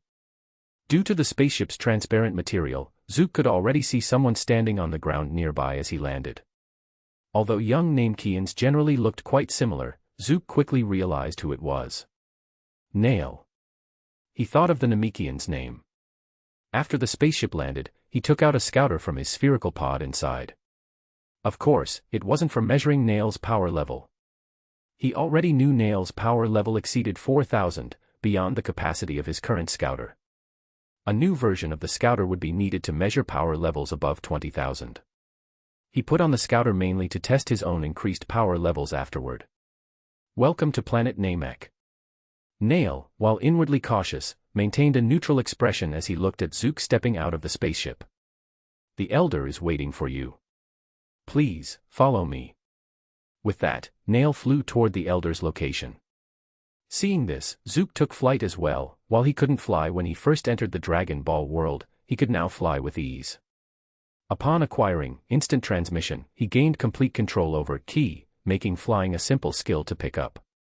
Like Goten in the original series, as long as you had enough control over Ki, learning to fly didn't even take an hour. He'd practiced a bit of flying during the spaceship's journey, mastering it instantly. Your name is Nail, right? Flying alongside Nail, Zuke made conversation. Yes. Though he didn't know how Zuke knew his name, Nail didn't say anything more. Since Zuke was the Elder's guest, he simply nodded in response. Confirming that the Namekian was indeed Nail, Zuke continued to ask. The Elder already knows I'm here. That's right. That's why I came to meet you. Hearing Nail's reply, Zuke narrowed his eyes, deep in thought. The Elder's portrayal in the original series was indeed mysterious, often showing an ability to sense certain things, including foreseeing his own lifespan. However, it seemed the Elder's attitude toward him wasn't hostile, at least he hadn't sent Nail to block him, as he had with Frisia. Given Nail's power level far exceeded his own, Zuke had even considered a plan to lure Nail away before visiting the Elder, but now that seemed unnecessary. If the Elder was reasonable, perhaps he could use regular conversation to convince the Elder to help unlock his potential and allow him to use the Dragon Balls. From the original series, it was clear the Namekians didn't use the Dragon Balls much. The 7 Dragon Balls were practically gathering dust, which Zuke found a waste. Even making small, trivial wishes would be better than letting them go to waste. Bulma in Dragon Ball Super used them as a personal cosmetic service, a far more practical use. There it is, that's the Elder's residence. Soon, Nail led Zuke to the Elder's home, situated atop a tall mountain. Just like in the original series, the Namekian homes looked like white insect eggs, a peculiar aesthetic choice. Following Nail inside, Zuke quickly came face to face with the massive Elder Namekian. Welcome, Scion from beyond the stars. Seated, the Elder looked at Zuke, who had approached him, maintaining a serene expression with his eyes closed. It wasn't out of rudeness, his eyes simply appeared that way, possibly because he was so old that he could barely open them. However, according to the original story, he still had about 20 years left. Nail stood beside him, expressionless. For most aliens, hearing the word Scion would have been terrifying. But the Namekians had been isolated from the outside world for a long time, so Nail didn't know what the Scion race represented. When they first encountered Frisia, they had no idea his name carried deadly weight across the galaxy, resulting in tragic consequences. What's your name? Zuke. Looking at the Elder, Zuke didn't bother with small talk and got straight to the point. Elder, I have only 2 reasons for coming here. Once they're taken care of, I'll leave. To be continued, /. Chapter 93, Power Level Increase, Synchronization Rate Increase. Of course. Zuke was slightly surprised when, after hearing his request, the Great Elder simply nodded, raised his hand, and pulled the one-star Dragon Ball from where it was embedded in his chair's backrest. Due to his massive body, the one-star Dragon Ball looked like an ordinary crystal ball in his hand, but when he handed it to Zuke, it required both of Zuke's hands to hold it. Your first objective must be the Dragon Balls, right? Nail, go fetch the Dragon Balls for Zuke. Nail glanced at Zuke with slight surprise but didn't refuse the command. He nodded and left. Watching Nail leave and looking down at the one-star Dragon Ball in his hands, Zuke asked curiously, "You're just giving them to me? Aren't you worried I might use the Dragon Balls for something bad? I can sense your desire to become stronger. Though I don't know exactly what you plan to do, at the very least, you're not one for senseless slaughter." A faint hint of amusement could be heard in the Great Elder's voice. "Helping you also benefits Namek. I can feel that Namek may need your help in the future." Zuke scratched his head, unsure how to respond to such prophetic words. He didn't particularly believe in this kind of talk, but since the Great Elder was showing kindness, it wouldn't be smart to antagonize him, wouldn't that be foolish? As for the Great Elder's words about Namek needing his help in the future, that would depend on whether his actions and Namek's goals aligned. Nothing comes for free, and he had plenty of tasks to accomplish in this mission world to complete his main quest. There was no way he'd be a selfless do-gooder without expecting something in return. "Your second objective? I suppose it's for me to unlock your potential." The Great Elder chuckled. "I can sense immense potential hidden within you, and it's somewhat different from ordinary potential, as if some other force is influencing it." Another force? Zuke froze, then instinctively thought of his stand and his heroic spirit status from the Fate/Stay Night world. Could it be related to those? Does that mean that whenever he gains new powers in other mission worlds, he's actually unlocking new potential? Originally, Zuke thought that, after having his potential unlocked, doubling his strength would already be impressive. But now, maybe he could hope for even more. "Come closer. I'll awaken your potential." The Great Elder extended his hand towards Zuke, gesturing for him to come over. However, Zuke hesitated a bit as he looked at the Great Elder's hand. "Are you worried that I might read your thoughts?" "Don't worry, if you're unwilling, I won't be able to see them." The Great Elder seemed to understand Zuke's concern and reassured him with a smile. If anyone else had said this, Zuke probably wouldn't have believed them, but the Great Elder's character in the original story was indeed that of a kindly old man, so Zuke decided to trust him. He approached, allowing the Great Elder to place a hand on his head. Immediately, a peculiar power surged from within him. As the Great Elder had promised, he didn't spend time reading Zuke's mind but directly began unlocking his potential. What remarkable potential! I even sense a unique power I've never encountered before.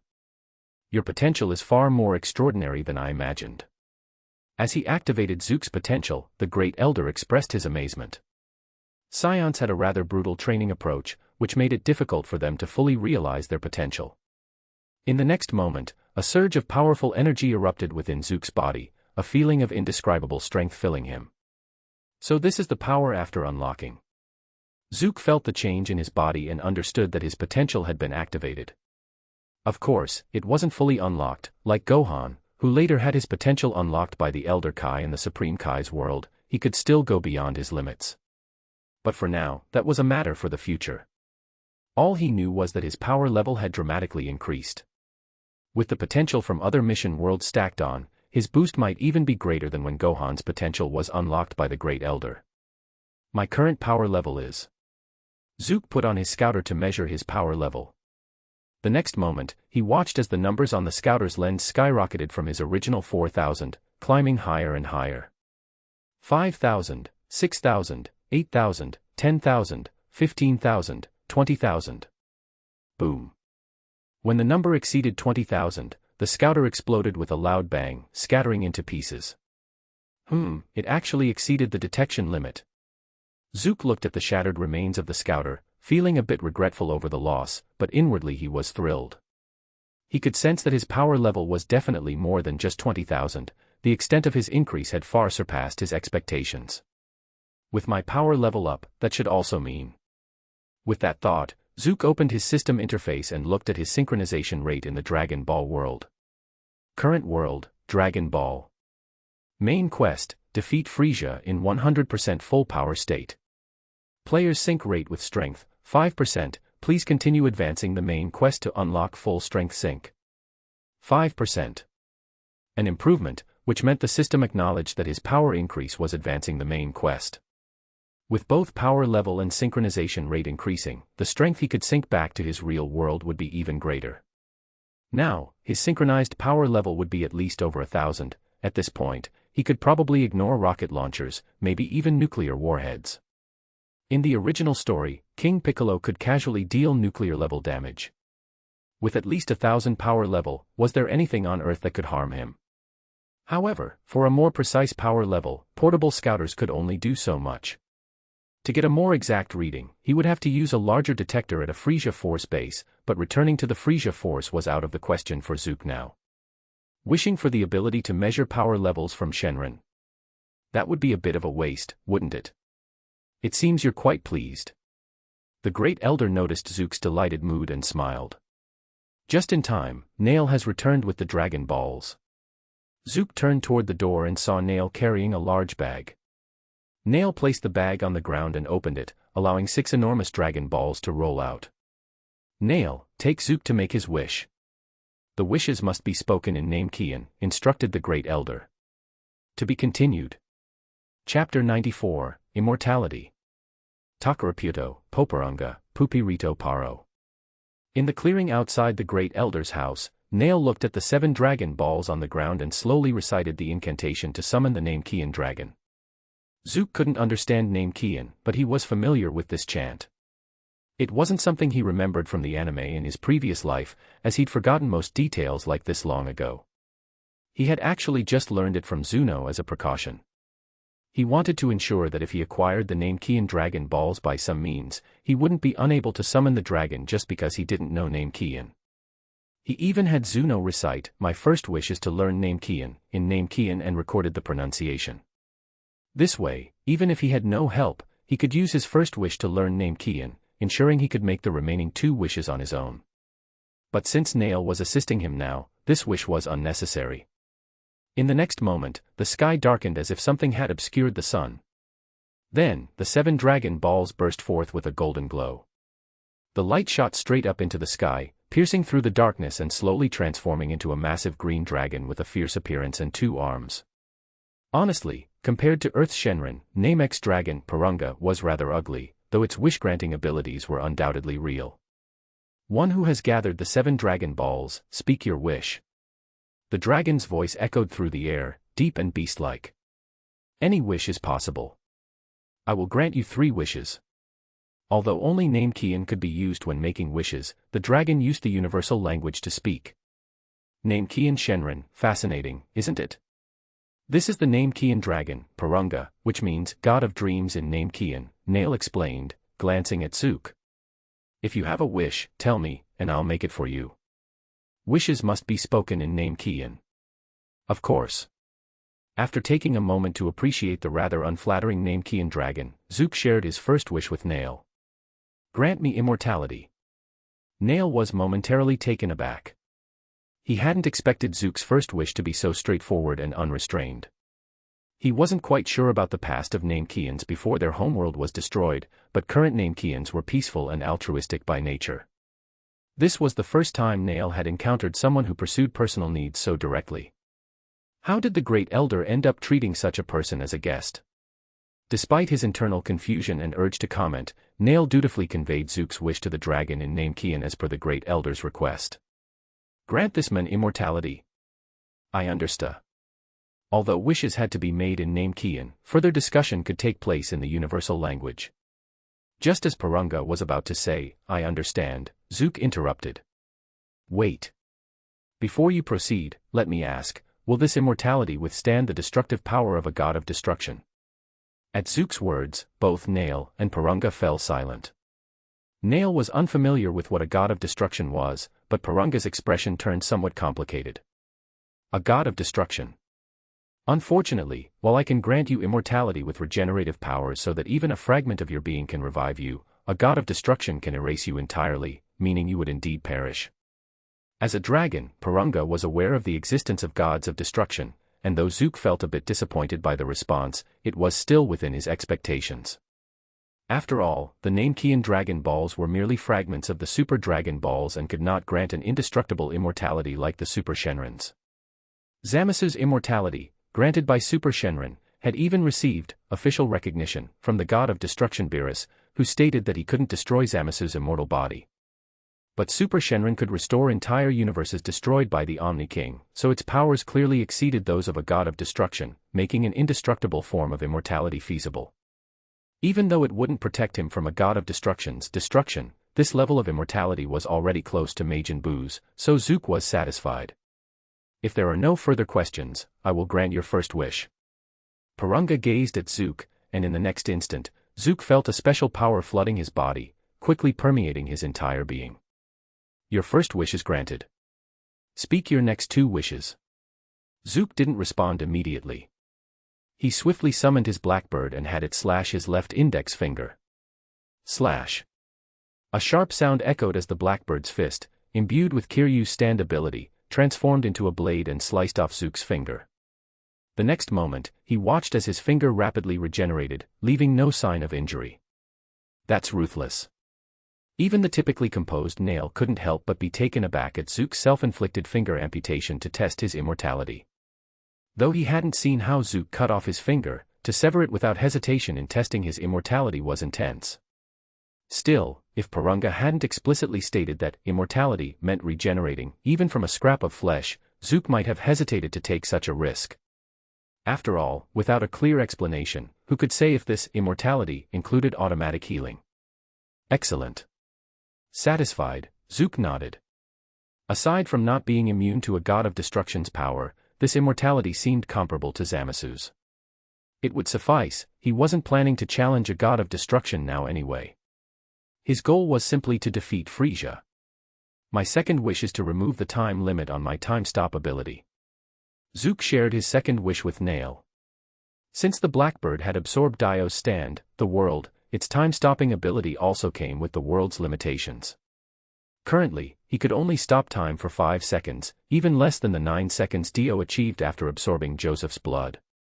While 5 seconds was plenty for combat, Zuke wasn't satisfied. If he could stop time indefinitely, wouldn't that be ideal? So now he would test if the Namekian dragon could extend his time-stop ability. To be continued. Chapter 95, 3 Wishes Fulfilled. Upon hearing Zuke's request, Nail shot him a questioning look, as if silently asking, "Are you really capable of that?" However, Zuke didn't bother to explain, and Nail didn't press further. He simply translated Zuke's request to Shenron in the Namekian language. After listening to Nail, Shenron looked down at Zuke, and they locked eyes, one human and one dragon, in a silent stare-off. Eventually, Shenron broke the silence with his deep voice. "I don't sense the kind of superpower within you. This wish is beyond my ability." Hearing this, Zuke glanced back at the black bird standing behind him. He hadn't dismissed his stand after summoning it to cut his finger earlier. But despite staring at Zuke for quite a while, Shenron hadn't looked at the black bird even once. Clearly, even Shenron couldn't perceive powers from other worlds, nor could he sense the time-stopping ability of the black bird.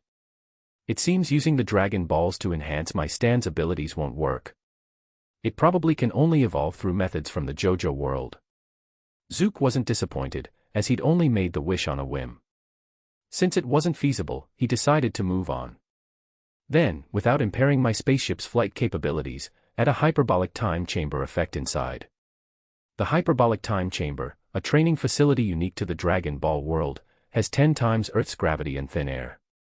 Spending a year inside only passes a day outside. This facility had provided massive support to the main characters in the original series.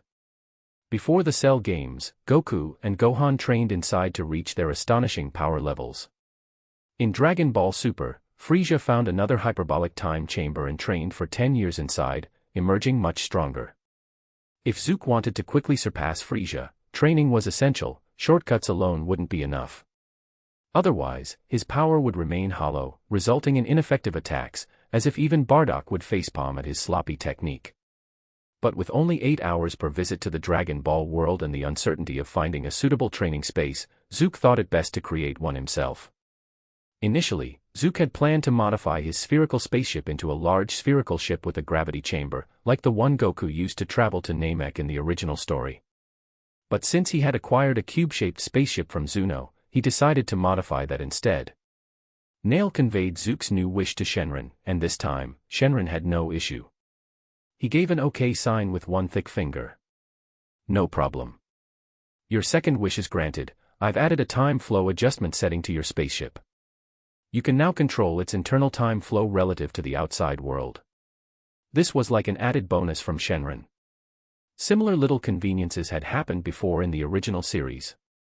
Now, when Zuke visited the Dragon Ball world, his 8 hours would feel like over 120 days, giving him plenty of time to train.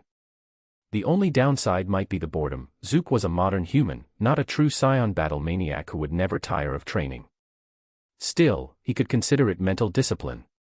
To become a true Dragon Ball powerhouse, one had to endure solitude. Last wish, go on, Nail urged Zuke, noticing he seemed satisfied. For my third wish, let me master all the techniques and moves of the Turtle School from Earth. Is that possible? Zuke nodded at Nail. Currently, a lack of combat techniques was a serious disadvantage for Zuke. When facing weaker opponents, brute strength was enough, but against someone like Frieza, skill was vital. At the very least, he needed to avoid leaking energy with every ki blast. Although Zuke had managed to release ki blasts, his attacks often wasted a lot of energy due to relying solely on instinct. Maximizing ki efficiency was the essence of Dragon Ball's techniques, with the Kamehameha being a prime example. Since Shenron couldn't directly enhance his power, Zuke thought perhaps Shenron could help with his technique instead. Though Nail didn't understand what Earth or the Turtle School were, he conveyed Zuke's wish to Shenron. I'm sorry, I can't grant that wish. To accomplish that, I'd need to modify your body further, but your power already exceeds my creator's capabilities. After hearing the wish, the name Kian Shenron looked embarrassed and somewhat regretfully explained. I can only give you the methods for learning these techniques so you can train yourself. It was strange, Shenron could grant Zuke immortality, yet couldn't give him the Turtle School's techniques. Shenron's limits were indeed puzzling. This kind of inconsistency happened in the original series as well, unable to turn androids back into humans, yet able to remove the bombs inside their bodies, leaving one to wonder just how much control Shenron truly had over them. But this wasn't a big deal, even if he only got the methods, it was still acceptable. Since Zuke already had ki control, learning Turtle School techniques would be easier. With the hyperbolic time chamber ability now on his spaceship, he could train efficiently. In this setup, if he couldn't master the Turtle School techniques and Kamehameha within a short period, he'd start doubting his Saiyan heritage. Since he still had over 2 hours left in the Dragon Ball world, this meant he could actually train for over 30 days on his spaceship. It should be more than enough. If there are no objections, I'll grant this wish. Seeing Zuke raise no objections, Shenron nodded. Instantly, a flood of technique knowledge poured into Zuke's mind. Just as he'd expected, it included not only the Turtle School's energy-focusing techniques but also various moves from the school. Besides the iconic Kamehameha and afterimage fist, there were even obscure moves like the Bankoku Bikuri Sho, which appeared only once in the manga. Oddly enough, it also included Drunken Fist, Rock Paper Scissors, and Good Boy Sleeping Fist, a hypnosis technique, all moves Master Roshi had indeed used in the World Martial Arts Tournament. All your wishes have been granted. Farewell. With that, Shenron slowly disappeared in a flash of light, rising skyward before splitting into 7 stones and scattering across Namek. The darkened sky returned to its former brightness. Your wishes have been granted, and you've achieved your goals, haven't you? Nail asked Zuke. More or less. Zuke clenched his fists, feeling the transformation within himself. Compared to when he first arrived on Namek, he now had his potential unlocked, immortality, and newfound knowledge of the Turtle School's techniques and moves. The only drawback was that he couldn't measure his current power level. But, wasn't Nail standing right here as a perfect benchmark? He recalled that Nail's power level was over 40,000, around 42,000. If he sparred with Nail, he'd get a good idea of where his power level stood. To be continued. Chapter 96, the gradual integration of the turtle school techniques. Are you asking to fight me? Nail frowned as he looked at Zuke, noticing the sharp look in his eyes and understanding his intent. He didn't think Zuke wanted to kill him. If that were the case, there would be no need for him to ask for permission. It seemed more likely that Zuke had gained a new ability and wanted to spar to test it out. Instinctively, Nail was about to refuse. Although he didn't fear combat, he was, after all, the Grand Elder's guard. If he left, who would protect the Grand Elder? What if something unexpected happened? However, just as he was about to decline, he paused for a moment and held his words back. Ultimately, he closed his mouth and nodded silently. So the Grand Elder agreed. Seeing this, Zuke guessed the situation and couldn't help but chuckle. He noticed Nail's reluctance, but it was apparent that the Grand Elder didn't mind letting him spar. The Grand Elder had likely used telepathy to tell Nail to train with him.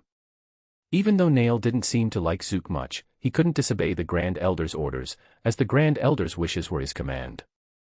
Enough chatter. Perhaps due to his dislike of Zuke, Nail's tone became a bit harsher. He certainly wasn't as calm as when he had just helped Zuke make a wish. Don't fight here, let's go to my spaceship.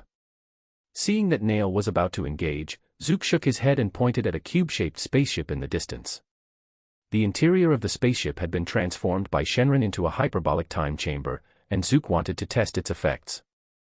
After all, training under 10 times the gravity should be more effective than outside. Aren't you worried about damaging your spaceship? Although he knew Zuke's intention was just to spar, and not a real battle to the death, he was still concerned that the spaceship might be too small. He was slightly worried that if he damaged it, Zuke might end up stranded on Namek. If Zuke knew what Nail was thinking, he would likely scoff. What was there to stick around for on this entertainment-barren planet?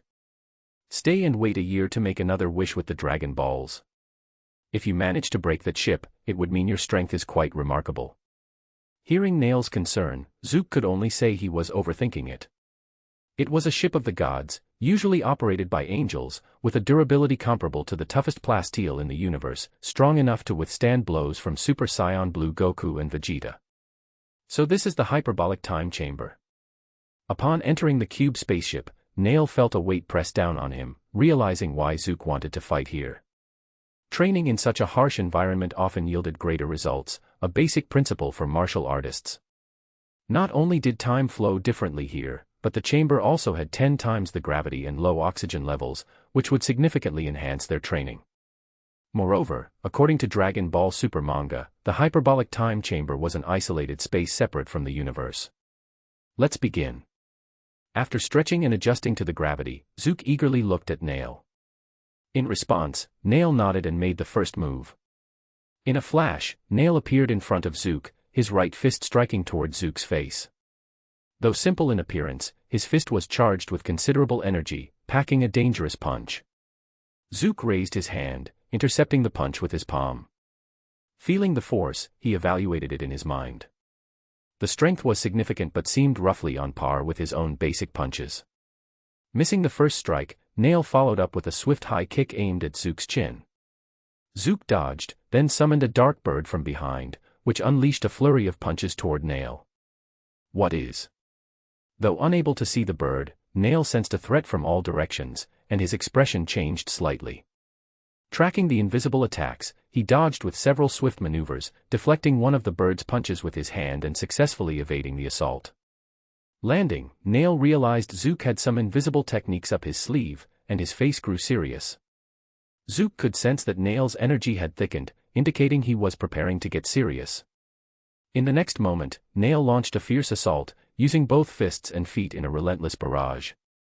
Zuke countered, defending against Nail's strikes while using the dark bird to deliver a series of counterattacks. At this point, Zuke noticed the difference between himself and Nail. In terms of pure combat power, they were evenly matched. Zuke's current power level floated around 4. He could gauge this based on the strength of Nail's attacks. However, Nail's combat skills and experience far surpassed his own. Despite matching Nail's power, Zuke could only barely block his strikes, struggling to find openings to counter. Without the dark bird, Zuke would be on the defensive. Fortunately, the bird allowed him to launch counterattacks, creating a seemingly balanced fight. Bang! A punch landed on Nail's abdomen, making him grimace slightly as he was forced back. Initially, Zuke and the Dark Bird could only hold a defensive stance against Nail. Now, Zuke could create opportunities to strike. Impressive progress. Nail felt the pain in his abdomen and gritted his teeth, surprised that Zuke could land effective hits so quickly. He realized that while Zuke's power and speed matched his own, his combat skills lagged far behind. Zuke could only keep up due to that unusual ability of his. But now, that balance had shifted. Previously only able to defend, Zuke was now finding chances to attack. If Zuke's capability had initially been at 50%, and the Dark Bird allowed him to perform at 100%, then now, with improved technique, Zuke could bring out 60% on his own. With the Dark Bird, Nail was starting to fall behind. Zuke understood the reason for his rapid improvement. It's the Turtle School techniques, he thought. In his sparring with Nail, the Turtle School techniques were flowing from his memory, becoming one with his body. To be continued. Chapter 97, Poking Eyes, a martial art in its own right. Don't underestimate the Turtle School's martial arts just because it's one of the earlier fighting styles in Dragon Ball. Its techniques are incredibly valuable. Not only has the Turtle School's Kamehameha endured through the later parts of the story, but in Dragon Ball Super, Master Roshi's skills also shined brightly during the Tournament of Power. Although some readers criticized the scene of Master Roshi matching Jiren, attributing it to a power-level inconsistency, Zuke certainly doesn't mind. After all, he's the one benefiting from the Turtle School's techniques. Bang! Several punches landed on Nail's body, leaving purple bruises on his green skin where his blood vessels had ruptured, showing Zuke's strikes were effective. Of course, these injuries weren't a major issue for Nail. For one, they were sparring and wouldn't go all out, so their attacks were somewhat restrained. Secondly, as a named Kian, Nail had regenerative abilities, though healing would consume some of his stamina. I'm honestly surprised, is the Turtle School this powerful? Nail, already feeling himself slipping, wiped the blood from the corner of his mouth, spilled from a punch Zuke had just delivered. He realized that Zuke's skills had advanced, likely thanks to his wish to Shenron. The Turtle School techniques from Earth had allowed Zuke to integrate and refine his combat style, giving his moves a touch of mastery. Although Zuke's skills still weren't as refined as Nail's, with the Blackbird assisting, he almost had Nail entirely on the defensive. I'll put Blackbird away now. Let's continue. Zuke knew that constantly relying on Blackbird would prevent him from fully developing his own strength. He withdrew Blackbird, preparing to spar with Nail purely with his own body. In actual combat, he would never hold Blackbird back, but since they were training, he wanted to focus on the most efficient approach. So that invisible creature's called Blackbird. Strange name. Nail chuckled softly. Usually expressionless with Zuke, he showed a hint of excitement. As the only warrior-type named Kian left on Namek, he had an inherent desire for battle, which Zuke was gradually awakening. Initially, he didn't care much for Zuke, but now, he was starting to see him as a decent guy. For men who love combat, friendship can be that simple. Alright, let's keep going. Show me how far this Turtle School can take you. Boom.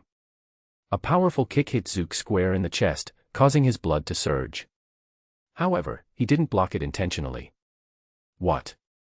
Nail, who had just smiled from landing the kick, suddenly looked alarmed. Zuke's hands clamped tightly around the leg that had just hit him, and with a strong twist, he threw Nail off balance, slamming him to the ground.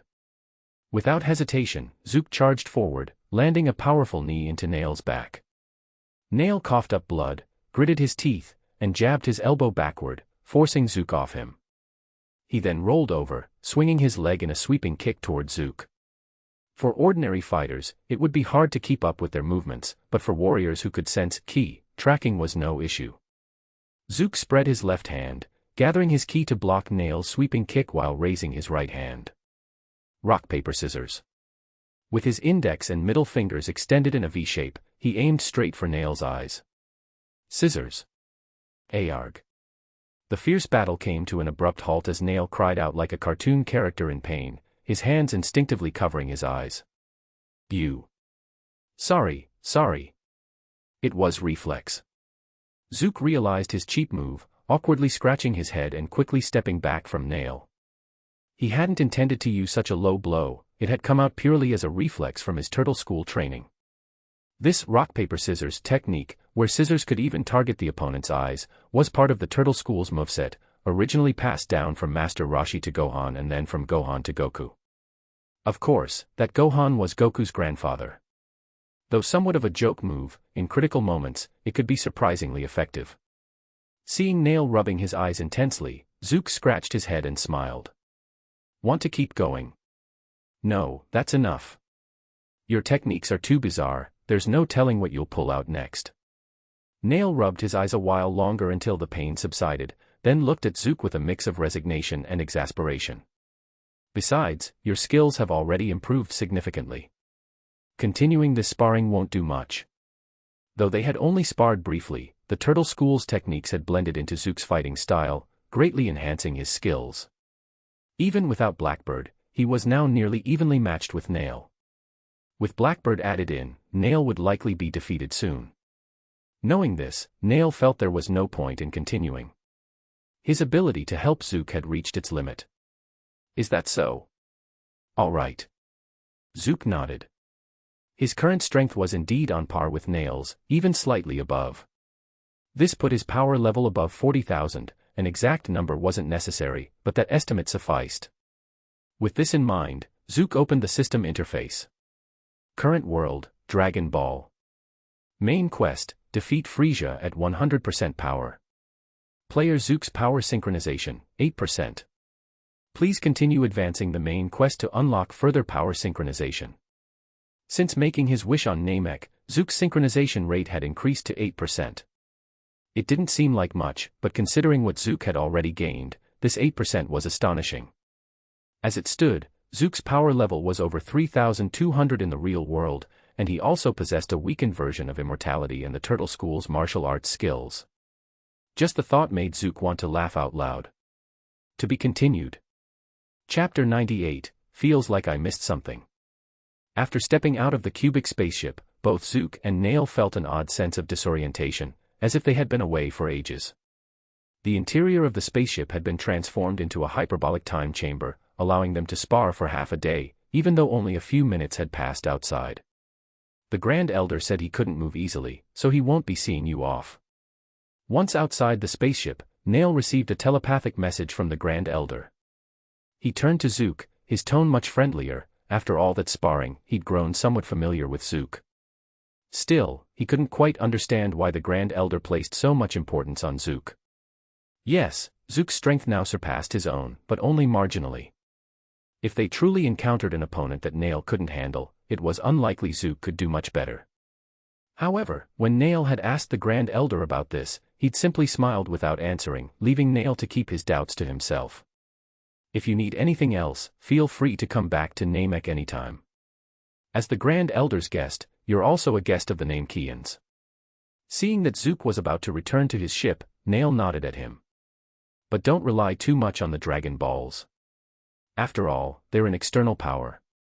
To improve yourself, you must work on your own strength. Of course. Zuke smiled. Nail had a point. Most of the strongest beings in the Dragon Ball universe had achieved their power through training. Even Broly, the Saiyan prodigy with monstrous strength, was trained from a young age on Planet Vegeta. However, Zuke's current situation was unique. To quickly defeat Frieza in his 100% powered state, he had to increase his strength by every possible means. In this case, using the Dragon Balls was unavoidable. After closing the door to the cubic spaceship, Zuke pulled out his notebook containing a wealth of information from Zuno and found Earth's coordinates. He'd already acquired the Turtle School's techniques from the Namekian dragon, and just needed to practice them to fully master them. But Earth still held many valuable things to explore. For example, some moves from the Crane School weren't too bad either.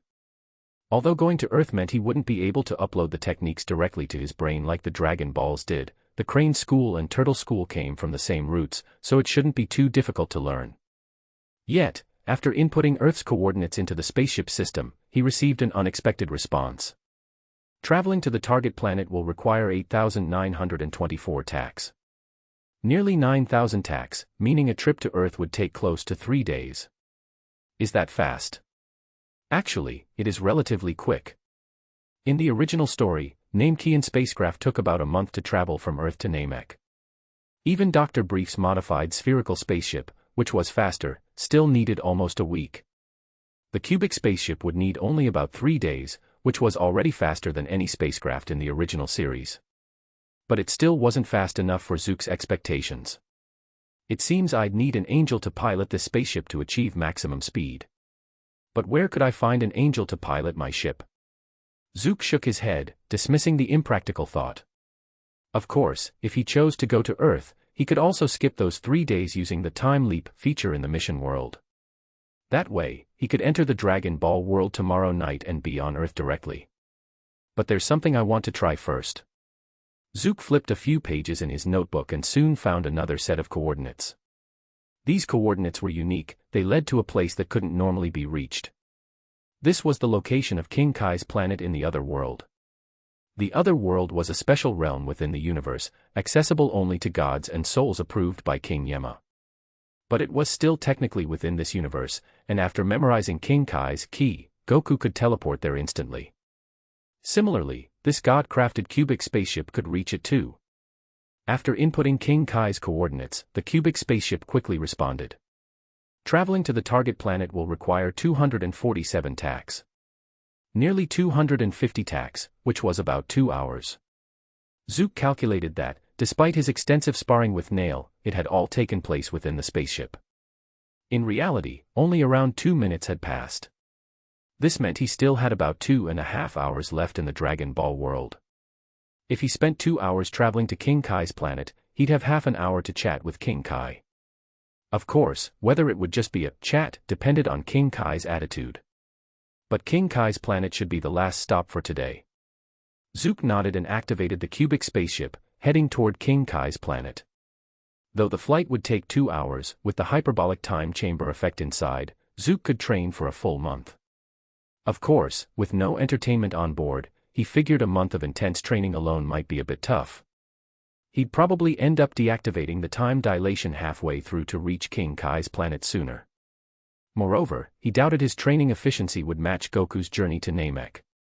Goku's spaceship could adjust gravity up to 100 times, which his ship couldn't do. As for Goku's rapid power increase, that might have come from his near-death experiences during training. Zuke recalled Vegeta's words, putting yourself in near-death situations wouldn't produce the same effect, so it probably wasn't related to the Saiyan's near-death power-up ability. Wait a minute, wouldn't that mean I missed out? I should have had Nail kill me a few times. Realizing this, Zuke's face changed. It hit him that he might have overlooked something important. He had an immortal body. If he had Nail beat him to near death and then recovered, he could have skyrocketed his power. A Saiyan's strength increases after near-death experiences. How could he have forgotten such a crucial detail? Should I try it? See if putting myself near death will boost my strength. After a moment of regret, Zuke looked down at his hands, deep in thought. With an immortal body, it was worth a try, wasn't it? To be continued. Chapter 99, Yes, I have a connection with angels. In the celestial realm, a world for both the deceased and the gods, regions include the palace of King Yema, heaven, hell, and more.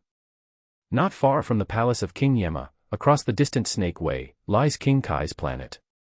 King Kai's planet, though technically a planet, is quite small as an independent celestial body. Its surface area is estimated to be smaller than a typical village. Above the celestial realm is the Supreme Kai's realm, a place inaccessible to both mortals and lower-ranked gods. However, Zuke's current objective is unrelated to that. On King Kai's planet, North Kai was sitting as usual at the door of his house, reading a newspaper, with a cup of tea on a small table beside him. His pet monkey, Bubbles, was running around on the grass, making the scene look very harmonious. But soon, North Kai sensed a strange presence. He wasn't weak, and he quickly realized something was approaching. What the? He set down his newspaper and looked up at the sky. There was nothing around King Kai's planet except the Serpent Path, so nothing should appear in the sky. But when he looked up, he saw a massive object descending from above, a glass-like cubic vessel with 4 spaceship-like legs. That's a cubic spaceship. North Kai immediately recognized the object hovering over his planet, jumping from his seat in shock. While others might not recognize it, he certainly did. This was the type of ship used by angels and gods of destruction, something that no one else would ever get their hands on. Which meant that even if the visitor wasn't an angel or a god of destruction, they were certainly connected to them, someone he dared not offend. Squeak. But Bubbles, being a monkey, looked confused as North Kai suddenly stood up respectfully, and curiously trotted over. Back off, Bubbles. Don't mess around, someone important is coming. North Kai hurriedly shooed Bubbles to the side, fearful that the monkey might offend this VIP.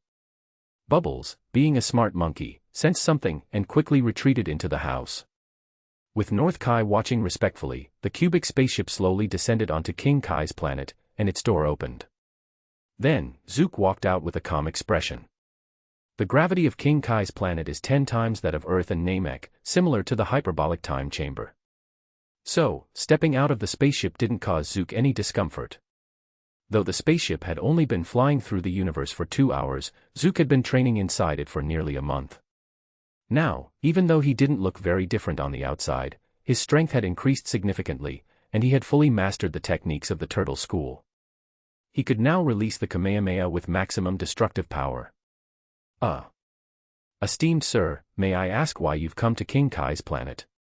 North Kai, not recognizing Zuke, dared not ask anything inappropriate with a godly spaceship in the background. Though Zuke looked fairly normal, his appearance was rather rough. His clothes were torn, and there was a large blood stain on his chest, as if his heart had been gouged out. And in fact, it had been. To test the Saiyan trait of gaining strength after near death, Zuke had dug out his own heart with a black bird, plunging himself into death. But his immortality quickly revived him, with the result. No increase. It seemed that half-killing himself wasn't enough to trigger it, leaving Zuke regretting not asking Nail to kill him a few more times. So, you're North Kai. Oblivious to North Kai's inner complaints about his ragged look, Zuke looked down at the small North Kai before him. North Kai's power level was not weak for ordinary beings. 3,500 combat power was considered solid even within Frisia's army. Previously, Zuke might have given this some thought, but now his power level far exceeded North Kai's, so he didn't care much about it. Yes, esteemed sir. May I know where you come from? Cold sweat dripped down North Kai's face as he forced a smile. Though he prided himself on his comedic expertise, facing an unknown figure possibly related to angels, he suppressed any urge to test the visitor's humor. This also showed a difference from Zuno's subordinates. Zuno, the strongest information broker, had attendants who instantly recognized Zuke as a Saiyan. Yet North Kai hadn't realized it, perhaps because Zuke lacked a tail. You don't need to worry about that, I'm here to ask you for a favor. Zuke noticed that North Kai seemed very restrained and quickly realized why he was so tense. This saved Zuke a lot of trouble. If he'd come as a normal person, North Kai would likely have challenged him with a bad joke.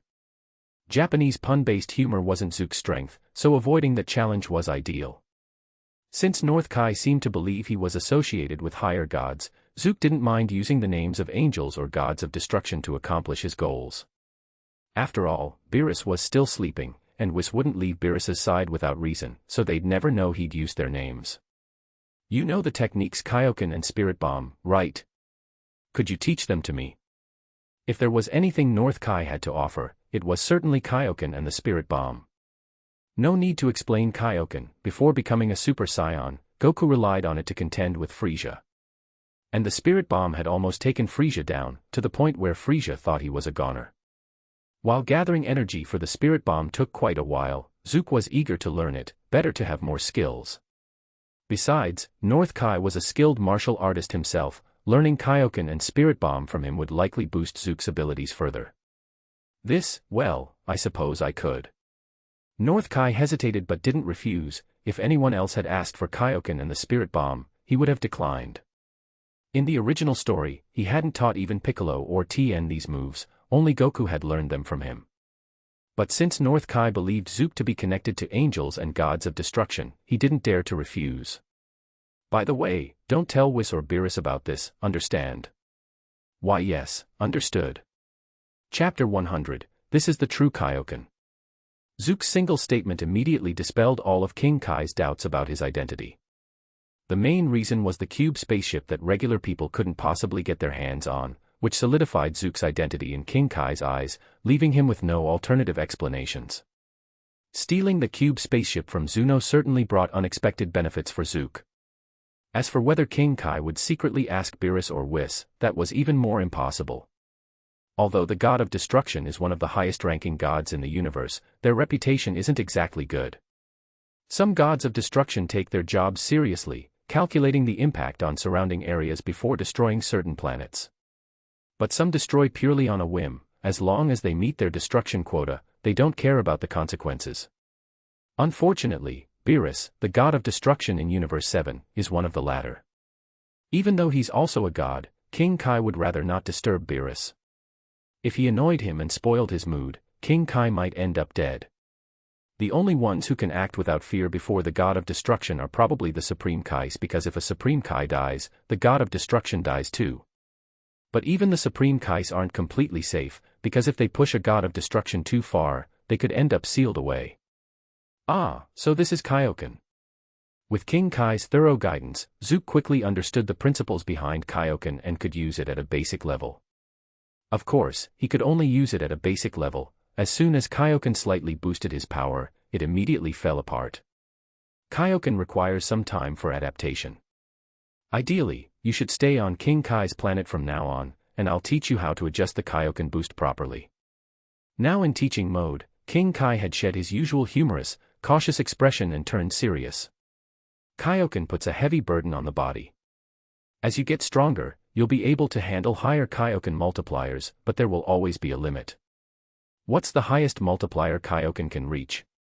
Feeling the power coursing through him, Zuke asked curiously. That's unknown, it depends on the person's constitution. For some, their power and body grow almost in sync, so even a double Kaioken might be hard to bear. King Kai shook his head. But for others whose bodies haven't fully harnessed their power, they can handle higher multipliers. Zuke nodded, then asked another question out of curiosity. Oh, King Kai, if someone already has a transformation ability, can they still use Kaioken after transforming? This was a common question Zuke had before his transmigration. Can you stack Kaioken on top of Super Saiyan? One of Zuke's goals is to become a Super Saiyan, but he's also curious if he could stack Kaioken after achieving that form. Hard to say. It's definitely possible, but it would likely cause the body to break down, which would be counterproductive. King Kai furrowed his brows and thought it over. If you forcefully boost your power without regard for your body, the result is that your energy will damage your body and leak out. Initially, you might experience a brief power surge, but eventually, you'll weaken. At this, Zuke understood, it's exactly like Goku's experience in the Tournament of Power. In the manga version, when facing Jiren, who couldn't be matched with strength alone, Goku tried to further boost his power as Super Saiyan Blue. At the time, Whis mentioned that it was similar to Kaioken, meaning Goku used a method like Kaioken while in Super Saiyan Blue form. But Jiren criticized it as recklessly boosting power at the cost of the body, calling it a mistake. King Kai's assessment was surprisingly similar to Jiren's. It seems Kaioken indeed has strict bodily limits. Still, King Kai suggested that Zuke should stay on King Kai's planet for an extended period. Staying on King Kai's planet indefinitely might not work, but I could train here for about 8 hours a day. Zuke said to King Kai. If possible, we could even train inside the cube spaceship. It's been modified into the hyperbolic time chamber. Training there for a year would only take a day outside. Oh! The hyperbolic time chamber. You managed to get that too. That's quite the rare item. King Kai adjusted his small black glasses, a bit surprised. As a Kai, he certainly knew about the hyperbolic time chamber. Hearing that Zuke added the chamber's effects to the cube spaceship only strengthened his belief that Zuke had close ties with angels. Who else would dare modify an angel spaceship? But that won't work. Training in Kaioken or the Spirit Bomb requires being in nature. Training is only effective in an environment with vegetation. King Kai pointed to the grass below and the trees in the distance. These things on my planet aren't just for decoration, they're crucial for practicing certain techniques. Zuke understood, Kaioken aside, the Spirit Bomb clearly required a connection with nature to be effective. Trying to learn the Spirit Bomb in a sealed-off space without any life forms would be almost impossible. Well, I get it. Since you're associated with Lord Beerus, I suppose you have other responsibilities too. King Kai nodded, understanding Zuke's 8-hour-a-day plan, even looking at him with a hint of sympathy. Working for Lord Beerus must be exhausting, huh? In his mind, Zuke was likely an assistant to the god of destruction, taking care of matters while Beerus slept. Though Zuke's strength didn't seem impressive, perhaps that's precisely why he came to seek King Kai's help. The idea of aiding Beerus's helper in gaining strength made King Kai feel a bit proud. Hey. You could say that. Zuke responded with a half-smile, unconcerned about continuing to use Beerus and Whis' name since Beerus wouldn't wake for decades. Alright, let's call it a day for now. I'll return tomorrow for another 8 hours. Seeing that he'd almost used up his time in the Dragon Ball world for the day, Zuke nodded at King Kai. But knowing he had other worlds to attend to, Zuke added, though there may be occasional days when I can't make it, so don't wait around. I understand, no worries. King Kai nodded repeatedly, wearing an expression that seemed to say, I totally get it. Under King Kai's gaze, Zuke's figure suddenly disappeared, leaving no trace behind. He's gone without a trace. How did he leave? Instant transmission. It didn't seem like that either. King Kai was momentarily stunned by Zuke's abrupt departure, even leaving the cube spaceship on his planet. Still, King Kai didn't dare touch it. Zuke might be daring, but King Kai, as a god, had far more fear of Beerus and the angels than Zuke did. To be continued.